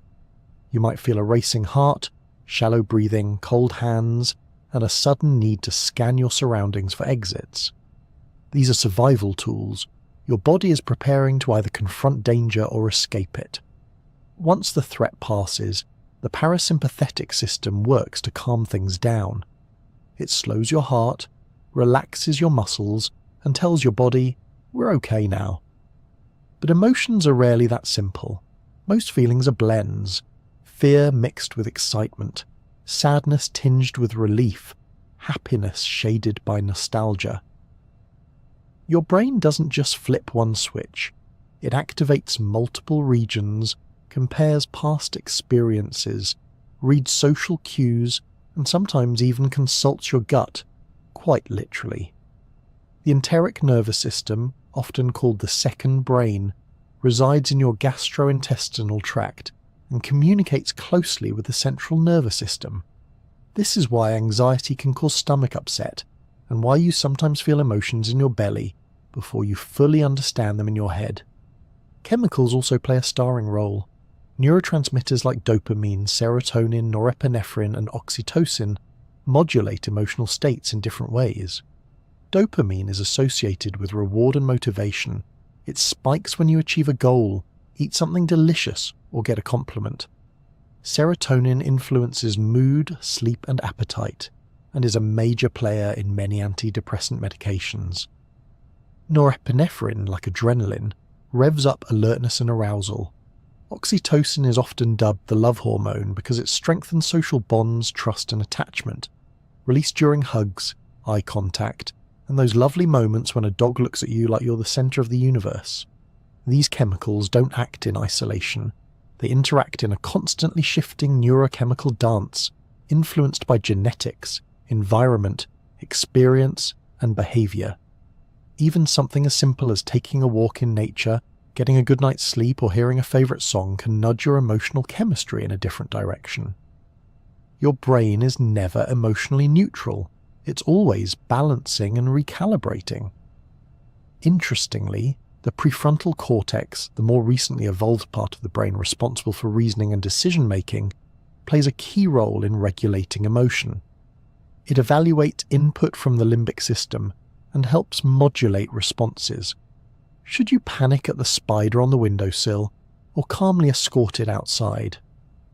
The prefrontal cortex weighs in and ideally keeps the amygdala from hijacking the entire operation. In people with strong emotional regulation, this region tends to be especially active and well connected. Of course, emotion isn't always about threat or reward. It also plays a huge role in empathy, the ability to feel what others feel. Mirror neurons, first discovered in monkeys and later identified in humans, are specialized cells that fire both when you perform an action and when you observe someone else performing it. These neurons may help explain why we flinch when someone stubs their toe, or why a character's heartbreak in a film can leave us in tears. Social and cultural factors also shape how emotions are expressed and interpreted. Your brain comes with a universal emotional toolkit, but it's fine-tuned by upbringing, language, and social norms. A smile means joy in most cultures, but the way we express grief, anger, or embarrassment can vary widely. Even how we describe emotions can influence how we feel them. Giving a name to a complex feeling can sometimes shrink it down to a more manageable size. Emotions also serve a powerful evolutionary function. Fear helps avoid danger. Anger protects boundaries. Sadness signals a need for support. Joy reinforces beneficial behaviors. Even guilt, uncomfortable as it is, helps maintain social harmony by nudging us to reflect and repair relationships. Emotions aren't just noise, they're data, and the nervous system is the instrument that decodes and broadcasts them. When things go awry, emotional regulation can become a challenge. Anxiety disorders, depression, mood swings, and emotional numbness can all reflect imbalances in the emotional network, whether due to neurotransmitter dysfunction, structural differences in brain regions, traumatic experiences, or chronic stress. But because the nervous system is plastic and responsive, therapy, medication, mindfulness, and social connection can often help rewire those circuits over time. Even the simple act of taking slow, deep breaths can calm the nervous system. It activates the vagus nerve, a major component of the parasympathetic system, which tells the brain, "We're safe, you can relax now." This creates a feedback loop that reduces heart rate, softens tension, and clears the emotional fog. Sometimes the most profound nervous system interventions are also the most gentle. What's most remarkable is how integrated all of this is.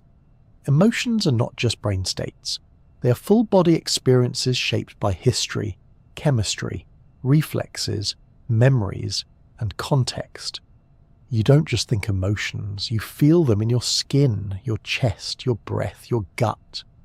Whether it's the warm glow of affection, the tight grip of fear, or the quiet ache of longing, every feeling is a symphony conducted by your nervous system. Sometimes loud and dramatic, other times subtle and slow. And like any good symphony, it doesn't just affect the players. It moves the audience, in this case you, in ways that can be profound, unpredictable, and deeply human. The lights go out, you crawl under the covers, your eyes close. The day slips away like a tide retreating from shore. To the outside world, it may seem like nothing is happening, just a quiet, resting body. But inside your head, your brain is anything but idle. Sleep is not a passive shutdown. It's one of the most active and mysterious states your nervous system enters. It's a nightly renovation, memory workshop, emotional recalibration, and, occasionally, a surreal theatre of dreams. First, let's clear up a common misconception. Sleep is not a time when your brain turns off. Quite the opposite. Certain areas of the brain become even more active during parts of sleep than they are when you're awake. It's just that their priorities change.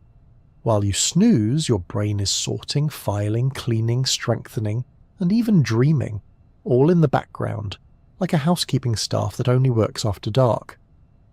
your sleep is divided into cycles, each lasting roughly 90 minutes and repeating throughout the night. These cycles are made up of several distinct stages, categorized as non-REM and REM, short for rapid eye movement. Non-REM sleep comes in 3 stages. The first stage is light and fleeting, a transitional drift between wakefulness and slumber. In this phase, you might still hear the hum of the world around you, and a sudden noise or twitch might jolt you awake. This is the stage where hypnic jerks, those sudden full-body spasms, often occur. It's like your nervous system doing a quick systems check before deeper rest. The second stage is deeper, where heart rate slows, body temperature drops, and brain waves begin to shift into slower patterns. It's a place of true disconnection from the waking world. While you're not yet in deep sleep, you're no longer easily disturbed. Your nervous system uses this time to settle into a low-power state, lowering metabolic activity, conserving energy, and preparing for what comes next. Then comes stage 3, deep sleep, also known as slow-wave sleep. This is the most restorative phase. Brainwaves become slow and high in amplitude, like rolling hills on an EEG readout. Your muscles relax completely, and your body focuses on repair and recovery. Growth hormone is released, tissues are mended, immune functions are bolstered. If someone tries to wake you during this phase, you'll probably be groggy and disoriented and possibly not very polite about it. But the real party starts during REM sleep. This is the phase most associated with dreaming. As your brain revs up, your eyes dart back and forth under your eyelids, your breathing becomes irregular, and your brainwaves start to resemble those of someone who's awake. Yet your body remains largely paralyzed, a clever trick of the nervous system to keep you from acting out your dreams. Most skeletal muscles are temporarily turned off by inhibitory signals from the brainstem. It's a neurological lock to keep your sleep safe from your imagination. Dreams are still something of a scientific puzzle. We know they occur most vividly during REM sleep, though fragments of dreams can appear in other stages too. Theories about why we dream range from emotional processing and memory consolidation to mental rehearsals, or even neural noise being interpreted into narrative. Whatever the reason, your brain during REM is synthesizing images, emotions and memories into a kind of movie, often strange, sometimes meaningful, and occasionally starring people you haven't seen since 7th grade. But even beyond dreaming, sleep plays a vital role in memory and learning. Throughout the day, your brain gathers new information and stores it in a sort of mental inbox. During sleep, especially during deep non-REM and REM stages, the brain sorts through that inbox, deciding what to keep, what to discard, and where to file the important bits. This process is called memory consolidation, and it strengthens the neural pathways that support the things you've learned. It's one reason that getting enough sleep is so crucial after studying or learning a new skill. Even a quick nap can enhance performance on certain tasks. It's not just rest, it's rehearsal. While you snooze, the brain replays patterns of activity that occurred during the day, reinforcing connections and helping them stick. Sleep also has a remarkable effect on emotional regulation. Studies show that people who are sleep-deprived tend to be more emotionally reactive, more irritable, and less able to cope with stress. The amygdala, your brain's emotional alarm system, becomes more sensitive, while the prefrontal cortex, which normally keeps it in check, becomes sluggish. In other words, without sleep, your brain is like a toddler who missed their nap, cranky, impulsive, and a little dramatic. But with proper sleep, especially with enough REM, the brain seems to perform an emotional reset. It helps you process the ups and downs of the day, smoothing out emotional rough edges and helping you wake up a little more balanced. That weird dream about being late for an exam in a building made of cheese. It may not make sense, but it might still be doing something helpful behind the scenes. On a cellular level, sleep is also a time for cleaning house. Recent research has revealed that during sleep, the brain's glymphatic system becomes more active. This system helps clear out waste products that accumulate during wakefulness, including excess proteins linked to neurological diseases like Alzheimer's. Think of it as a nightly rinse cycle for your brain, subtle, essential, and only possible when you're not using it to do more active tasks. Importantly, neurons never truly stop working, even during the deepest sleep. Their patterns shift, their priorities change, but they remain active, keeping your heart beating, lungs expanding, and internal environment stable. The autonomic nervous system continues its background magic, regulating temperature, digestion, hormone release, and 1,000 other tasks that don't punch out just because you've gone to bed. Even in dreams, neurons are firing across sensory areas, motor planning zones, and emotional centers.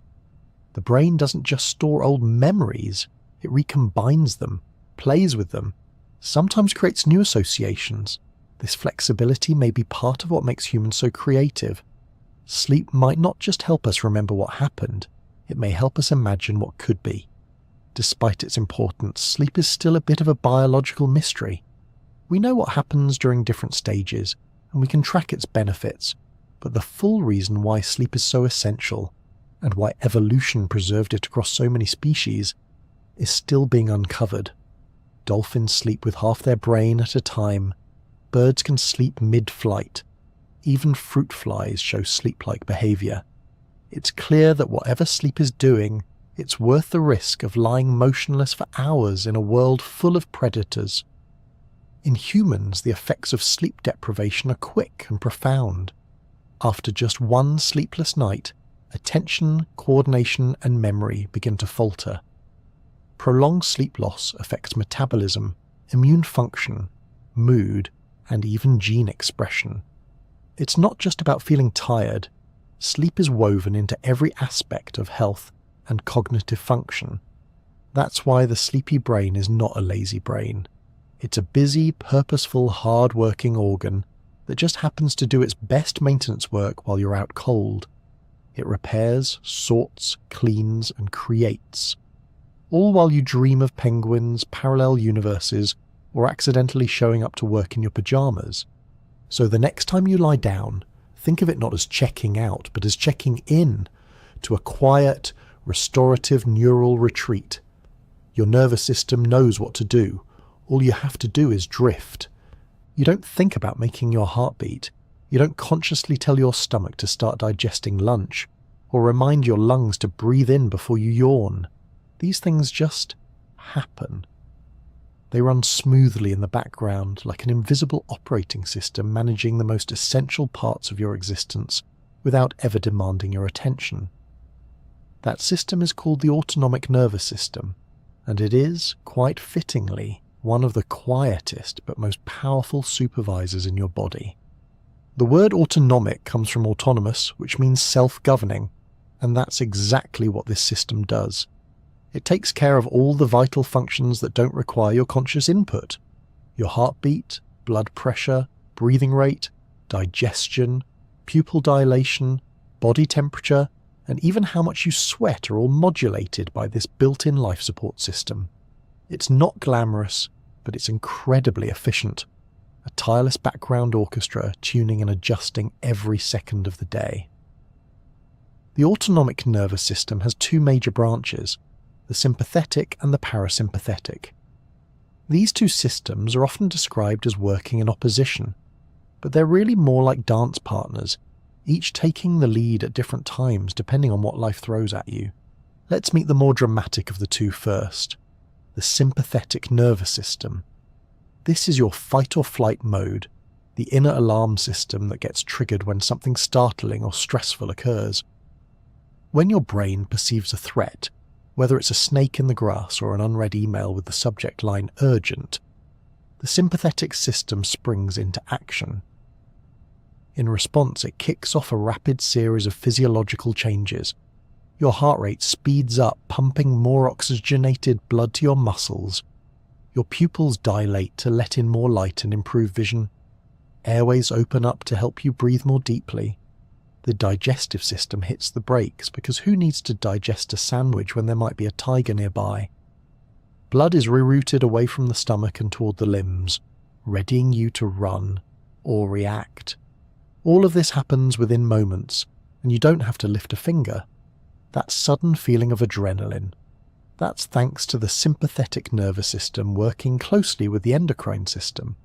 It sends signals to the adrenal glands perched just above your kidneys, which release hormones like adrenaline and norepinephrine into your bloodstream, turbocharging your response. Of course, most of us aren't dealing with tigers, but modern life still gives the sympathetic nervous system plenty of excuses to chime in.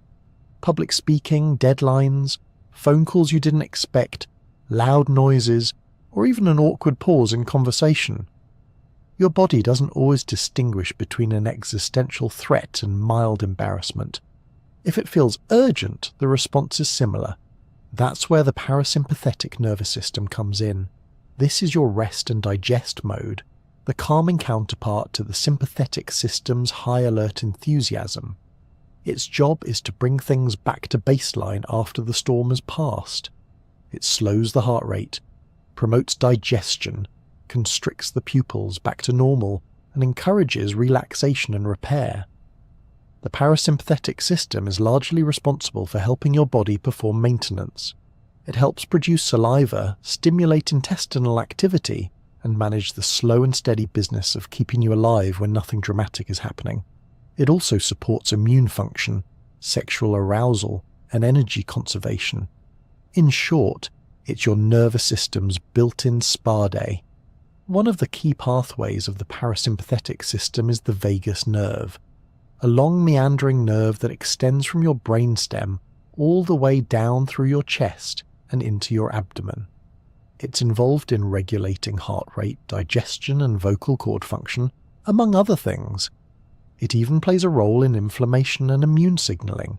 Stimulating the vagus nerve through slow breathing, humming, singing, or cold exposure can actually help reduce stress and improve emotional well-being.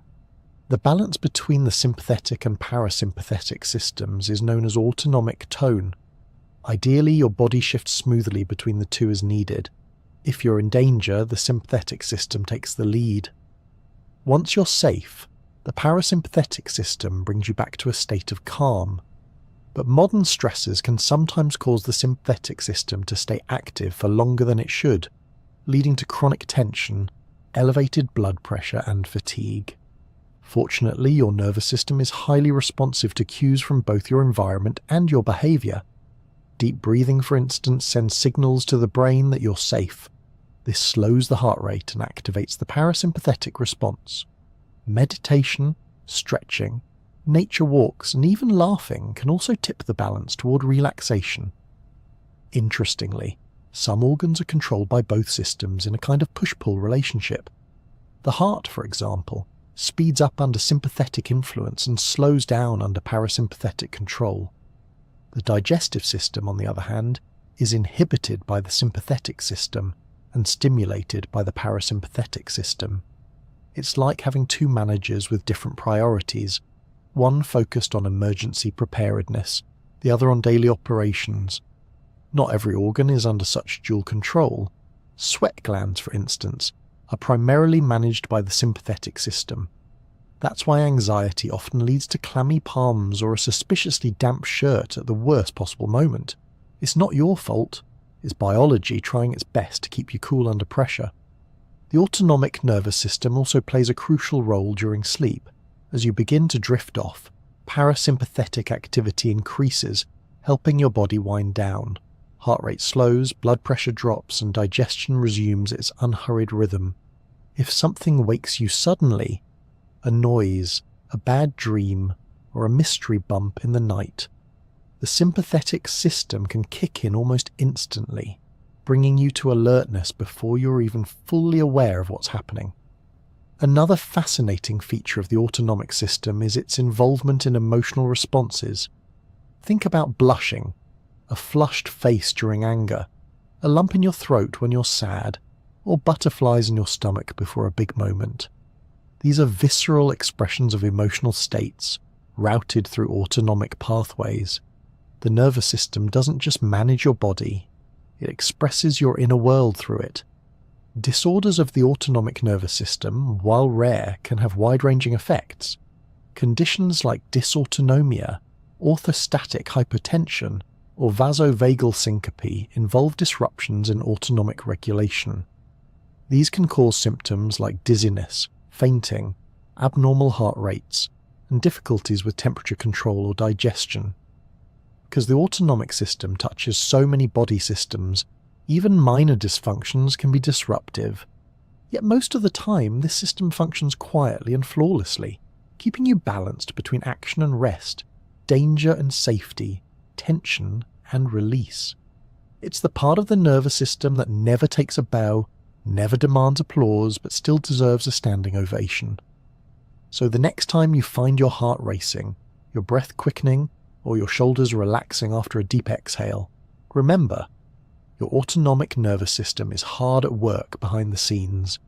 It's the silent supervisor, always listening, always adjusting, always keeping you just the right amount of ready. Not too tense, not too loose, just enough to keep you alive and responsive, whether you're running from imaginary tigers or enjoying a very real nap. If neurons are the body's electrical wires, then myelin is the insulation that keeps the current running cleanly and quickly. It's not flashy, but it's absolutely essential. Without myelin, thoughts would move like molasses, reflexes would crawl, and simple movements would become frustrating puzzles of delay. Myelin is the unsung hero of the nervous system, a fatty, whitish substance that wraps around certain nerve fibers like a cozy high-performance blanket, ensuring that messages travel with speed and precision. Let's back up for a moment. Every time you move a finger, blink an eye, or even ponder a daydream, electrical impulses race through your neurons, leaping from one end of the cell to the other. These impulses are called action potentials, and they travel along long projections known as axons. For some neurons, those axons can stretch surprisingly far, several feet in fact, especially in motor neurons that run from the spinal cord down to the toes. Now, imagine trying to send a signal down that kind of length with no insulation. The message would lose energy, slow down, and possibly leak into the surrounding environment. That's where myelin steps in. Myelin acts like the rubber coating on electrical cables, except it's made by living cells and is even more efficient. In the central nervous system, the brain and spinal cord, myelin is produced by specialized cells called oligodendrocytes. Each of these cells can extend its processes to multiple axons, wrapping segments of each in layers of myelin. In the peripheral nervous system, which includes all the nerves outside the brain and spinal cord, a different type of cell takes over, the Schwann cell. These cells wrap around axons like cinnamon rolls, forming a thick protective sheath. Myelin isn't applied as a continuous tube though. It wraps axons in segments, leaving tiny gaps between the insulated parts. These gaps are called the nodes of Ranvier, and they are not design flaws. They're brilliant features. When an electrical impulse reaches one of these nodes, it briefly depolarizes the membrane, then jumps to the next node. This leapfrogging process, called saltatory conduction, allows the signal to travel much faster than it would if it had to move steadily down the entire axon. It's a bit like skipping every other step on a staircase instead of taking each one. Much faster, and still just as reliable. Thanks to myelin, some nerve impulses can travel at speeds of over 100 meters per second. That's fast enough for you to yank your hand back from something hot before you even register the pain, or to catch a falling object without consciously thinking about it. It's not just speed for the sake of speed. It's survival, safety, and smooth coordination. And here's something fascinating. Not all axons are myelinated. Neurons that need to carry fast, sharp, or long-distance signals usually get the VIP treatment with myelin sheaths. These include motor neurons, sensory neurons involved in touch and proprioception, and many neurons involved in reflex arcs. But other neurons, particularly those involved in slower or more diffuse signaling, remain unmyelinated or only lightly coated. Pain signals, for example, often travel along thinner, unmyelinated fibers, which is why the burning ache of an injury may arrive moments after the initial sharp jab. The nervous system knows how to prioritize traffic. Myelin isn't fully formed at birth. In fact, much of the process of myelination happens after birth and continues well into young adulthood. This slow, staggered development is why babies don't pop out doing algebra or acrobatics. The nervous system needs time to wire itself efficiently. You can see this progression in action as babies learn to crawl, walk, talk, and eventually master things like shoelaces and sarcasm. Myelin is what turns those early wobbles into smooth, controlled movement and refined cognitive skill. But like all biological systems, myelin can be vulnerable. One condition that brings this into sharp focus is multiple sclerosis, or MS. This is a chronic illness in which the immune system mistakenly attacks the myelin in the central nervous system. When the myelin sheath is damaged, the electrical signals along the axon become slowed or disrupted, like a frayed wire that can no longer carry current properly. This can lead to a wide range of symptoms depending on which areas are affected. In MS, the symptoms can vary from person to person. Some may experience muscle weakness or coordination problems, while others might notice blurred vision, fatigue, numbness, or cognitive changes. These symptoms can come and go, flare up unexpectedly, or gradually worsen. It's a condition that reminds us just how vital and fragile myelin really is. When myelin is damaged, the body attempts to repair it. Oligodendrocytes can sometimes regenerate lost myelin, especially in the early stages of the disease. But over time, if the damage is repeated or widespread, the axons themselves can become injured, leading to more permanent neurological deficits. Research is ongoing into how to protect, regenerate, or replace myelin, an area full of both challenges and hope. Beyond multiple sclerosis, other conditions can also affect myelin. Some genetic disorders, like leukodystrophies, disrupt the formation of myelin in children. Certain toxins, vitamin deficiencies, and infections can also damage myelin or interfere with its maintenance. Even prolonged stress or lack of sleep may influence how effectively the brain maintains its myelin, though this area is still being explored. Yet despite these vulnerabilities, myelin is an incredibly durable structure. In most people, it lasts a lifetime, faithfully wrapping and maintaining nerve fibers across billions of signals a day. It's rebuilt and maintained by glial cells that monitor and support the health of the nervous system. They're like quiet custodians, keeping things in top shape while the neurons do their thinking, moving, and sensing. Interestingly, learning a new skill can also influence myelin production. Studies have shown that when people engage in activities that require sustained mental effort, like playing a musical instrument or learning a new language, their brains may respond by increasing myelination in relevant areas. This suggests that myelin is not just about insulation, but also about optimization. The nervous system is always trying to find the most efficient way to do things, and myelin is part of that process. Even in adulthood, myelin can continue to adapt to new experiences, a quiet testament to the plasticity of the nervous system. It adjusts, repairs, strengthens, and occasionally falters, but it never stops working to keep your thoughts running smoothly. So whether you're leaping out of the way of a rogue frisbee, solving a puzzle, or simply blinking in surprise, remember that each of those actions depended on the speed and fidelity of neural communication. And none of that would be possible without myelin, the silky, spiraled wrapping that turns a flicker of neural intention into action at the speed of thought. It's not the star of the show, but without it, the whole production would grind to a halt, one sluggish signal at a time. Neurons tend to steal the spotlight. They fire the action potentials, carry your thoughts, move your muscles, and relay your feelings. They're the ones with all the flashing lights in the brain diagrams, the ones everyone points to when talking about intelligence, emotion, and memory. But behind those high-performing showboats is a vast, loyal support crew, the glial cells, quietly holding everything together. And while they don't conduct electricity like neurons, without them, your brain would be about as useful as a theatre without a backstage. The name glia comes from the Greek word for glue, which gives a rather humble impression, as though they're just there to keep things stuck in place. But that's like saying a city sanitation department just takes out the trash. In reality, glial cells do everything from regulating blood flow and delivering nutrients to repairing injury, pruning synapses, and even influencing how neurons communicate. They are the architects, janitors, nurses, and electricians of the nervous system, and they outnumber neurons by a significant margin.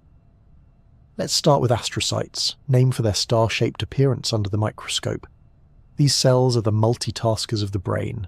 They maintain the chemical balance around neurons, mop up excess neurotransmitters, regulate ions, and help guide developing neurons during early brain growth. They're the kind of colleague who restocks the coffee, rewires your desk lamp, fixes the thermostat, and still remembers your birthday.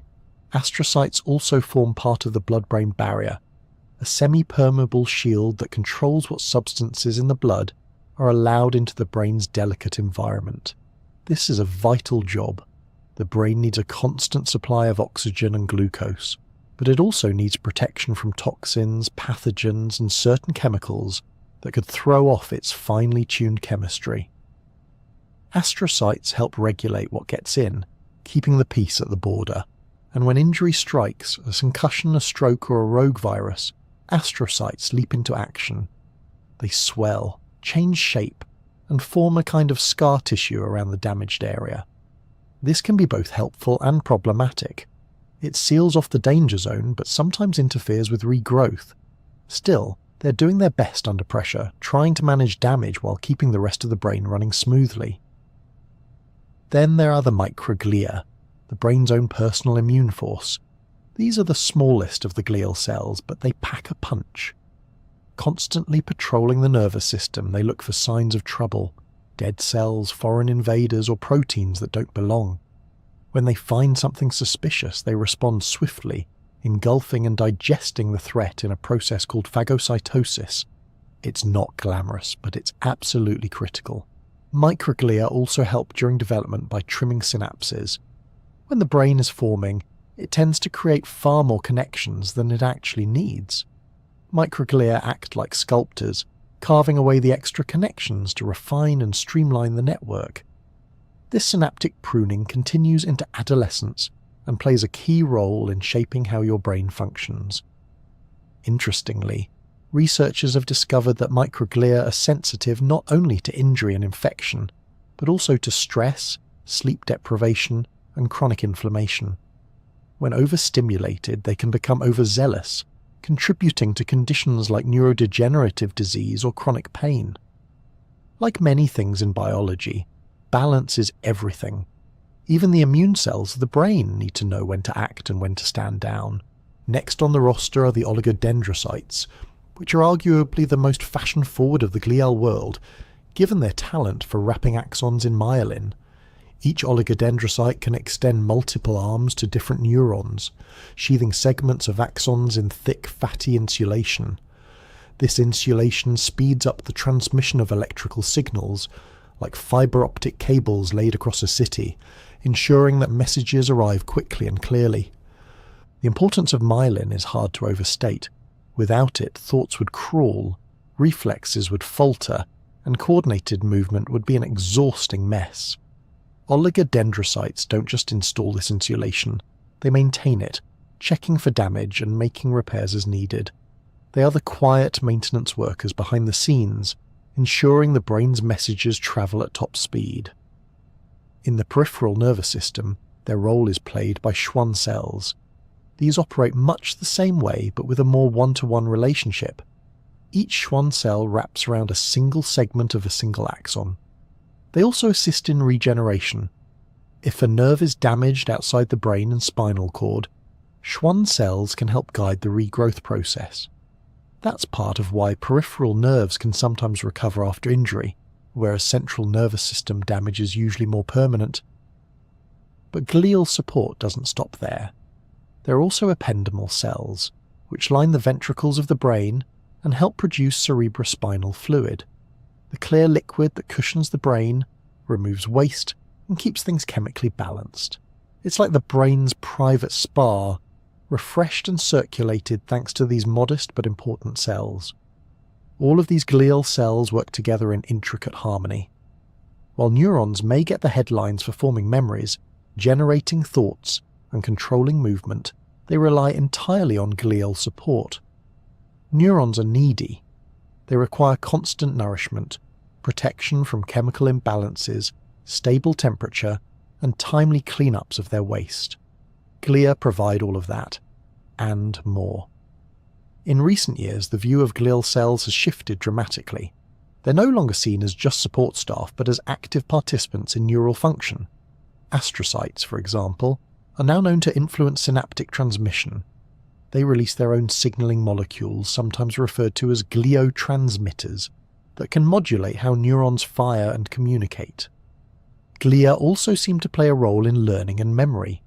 Some studies suggest that the interaction between neurons and astrocytes affects how long-term memories are stored and recalled. It's a partnership, not a solo act. Like any well-run system, the brain depends on collaboration, and glia are deeply involved in the choreography. Even in mental health, glial cells are gaining attention.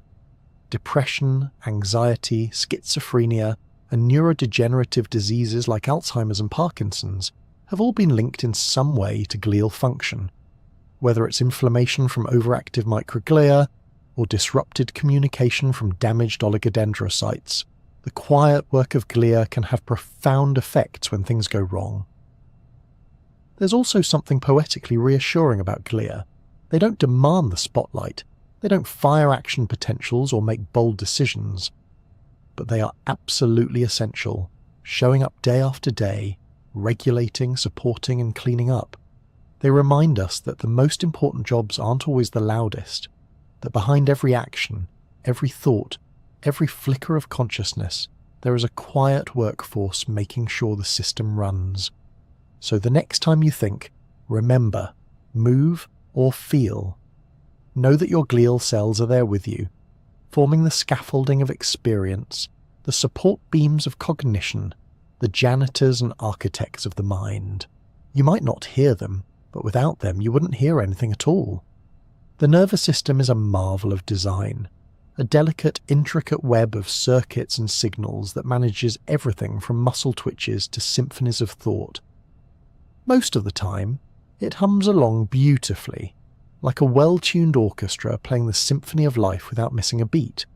But sometimes things don't go quite as planned. Like any complex system, the nervous system is vulnerable to disruption.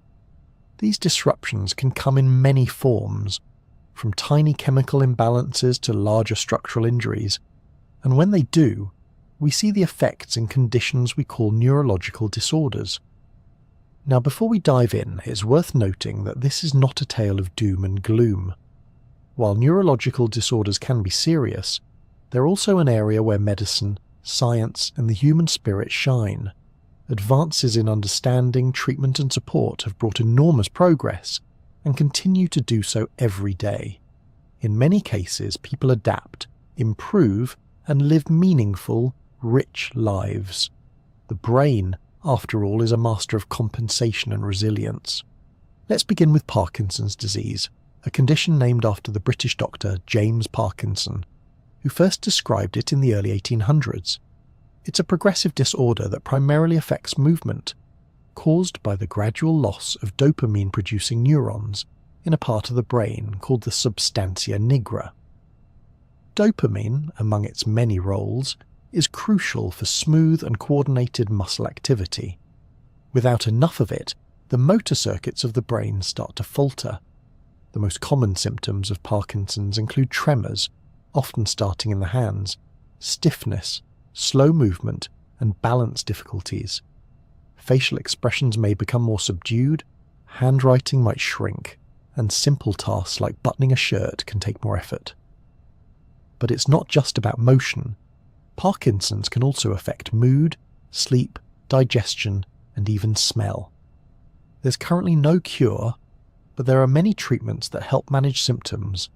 Medications like levodopa can temporarily restore dopamine levels, giving the brain back some of its missing chemical messenger.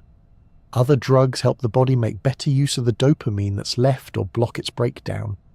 In some cases, deep brain stimulation, a kind of pacemaker for the brain, can reduce tremors and improve control.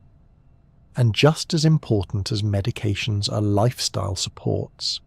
physical therapy, occupational therapy, speech therapy, and emotional care all help people with Parkinson's navigate daily life more confidently. Then there's epilepsy, a condition that's often misunderstood. Epilepsy is not a disease in itself, but a group of conditions marked by recurrent unprovoked seizures. A seizure is a sudden surge of electrical activity in the brain, sort of like a thunderstorm in the neural sky. These surges can affect movement, awareness, sensation, or even emotion, depending on where in the brain they occur. Some seizures are dramatic, the kind you might picture with shaking limbs and loss of consciousness. Others are far more subtle, a brief pause in conversation, a staring spell, or a sudden sense of déjà vu. They can last a few seconds or several minutes. For people with epilepsy, the unpredictability of seizures can be one of the most challenging aspects. Epilepsy has many possible causes: genetic factors, head injury, infections, stroke, or developmental abnormalities. But in many cases, the exact cause isn't known. The good news is that it's often treatable. Anti-epileptic medications can control seizures in the majority of people, and for those who don't respond to medication, there are surgical options, dietary therapies, and neurostimulators that can help. What's also worth celebrating is the growing understanding that epilepsy doesn't define a person. It's a condition, not an identity, and with the right support, many people with epilepsy live full, independent lives. Awareness and education are helping reduce stigma and build more accommodating communities. Now let's look at stroke, one of the most common and sudden neurological events. A stroke happens when blood flow to part of the brain is interrupted, either by a blockage, called an ischemic stroke, or by bleeding from a ruptured vessel, a hemorrhagic stroke. Since the brain relies on a constant supply of oxygen and nutrients, even a short disruption can cause cells to suffer or die. The effects of a stroke depend on where in the brain it occurs. If it affects the left side, speech and language might be impacted. If it's on the right, spatial awareness could take a hit. Some people have weakness or paralysis on one side of the body, changes in vision, or difficulties with balance and coordination. In some cases, stroke can also affect personality or cognitive function. Time is critical with stroke. The faster a person gets treatment, ideally within a few hours, the better the chances of minimizing damage. There's a handy acronym used in public health campaigns: FAST, face drooping, arm weakness, speech difficulty, time to call emergency services. Quick recognition can save lives and reduce disability. Recovery from stroke varies, but the brain is remarkably adaptable. Through a process called neuroplasticity, other parts of the brain can take over lost functions. Rehabilitation is often a team effort, involving physical therapists, occupational therapists, speech therapists, and caregivers. Progress may be slow at times, but it happens, sometimes in big leaps, sometimes in tiny meaningful gains. Other neurological conditions also deserve mention. Multiple sclerosis, where the immune system attacks the myelin sheath that insulates nerve fibers. Alzheimer's disease, a degenerative condition that gradually erodes memory and thinking skills. Amyotrophic lateral sclerosis, or ALS, which affects motor neurons and leads to progressive muscle weakness. These conditions, though each very different, highlight how diverse and complex the nervous system can be, and how many ways it can be challenged. But in every case, there is a growing body of research, compassion, and support. Scientists are exploring new treatments using gene editing, stem cells, and targeted immunotherapies. Devices and apps are helping with daily tasks, communication, and tracking symptoms. Support groups and communities are making it easier to share experiences, resources, and encouragement. There's also a deeper kind of hope, the kind that comes not just from medicine, but from resilience. People with neurological disorders often become quiet experts in adaptation. They learn to listen to their bodies, to adjust routines, to ask for help when needed. They build new pathways, sometimes literally, as their brains find alternate ways to communicate, move, and remember. and families, caregivers, and friends become part of that journey too. It's a reminder that the nervous system isn't just a collection of cells, it's a living network of connection, not only within the body but between people. Even when the system breaks, there's beauty in how it tries to heal, in how it rewires, finds workarounds and adapts, in the small victories, a steady hand, a recalled word, a walk across the room, in the dignity of persistence, in the quiet strength it takes to live with uncertainty. So while neurological disorders can be serious and sometimes frightening, they're also a testament to just how astonishing the nervous system is. Not because it's perfect, but because of how much it can endure, how much it can adapt, and how many people are working to understand it better every day. There's always more to learn, always more hope to be found, and always more stories of courage, creativity, and the remarkable resilience of the human mind. The nervous system has always been quietly extraordinary, a humming network of connections managing everything from your morning stretch to your deepest thoughts. But what if this quiet system could one day be upgraded? Not in the science fiction sense of downloading kung fu into your brain or installing Bluetooth in your cerebellum, although who knows, but through real advances that restore, enhance, and maybe even extend the nervous system's abilities in ways once thought impossible. We're living in an age where science is beginning to tap directly into the brain's electrical language, and the results so far have been nothing short of astonishing. Let's start with brain-computer interfaces, or BCIs. These are systems that allow direct communication between the brain and an external device. No keyboard, no mouse, no voice commands, just thought. At their simplest, BCIs use sensors to detect patterns of electrical activity from the brain, translate those patterns into digital signals, and use them to control something: a robotic arm, a computer cursor, a speech synthesizer, or even a drone. Yes, people have literally flown drones with their minds. One of the most promising applications of BCIs is restoring movement and communication for people with paralysis or locked-in syndrome. In some remarkable cases, individuals have used implanted electrodes to type out messages, control wheelchairs, or even grasp objects using robotic limbs that respond to their neural signals. The systems aren't perfect yet. They can be slow, require training, and rely on advanced hardware. But the progress has been faster than many expected. One reason this works is that the brain, even when disconnected from the body, continues to issue motor commands. For example, someone who's lost the ability to move their hand can still think about moving it, and the motor cortex still lights up as if the hand were obeying.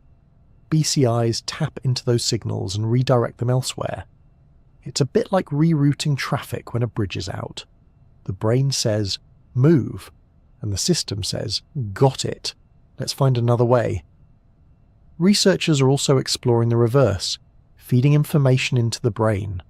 Sensory prosthetics such as artificial retinas or cochlear implants already do this to some extent.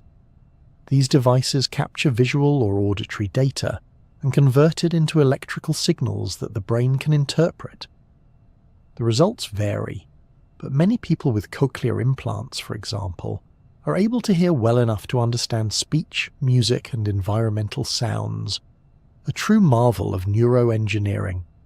In the visual realm, efforts are underway to develop retinal implants and even direct stimulation of the visual cortex to restore sight. It's early days, but the idea of restoring vision, even partially, to those who are blind is no longer just a dream.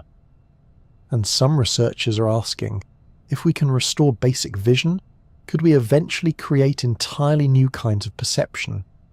Infrared sight, ultraviolet awareness, or even sensory input from remote environments. The nervous system may not be limited to its factory settings forever. Another groundbreaking area is neuroprosthetics, artificial limbs or devices that interface with the nervous system to restore movement and sensation. These are not just robotic limbs controlled by external buttons or switches.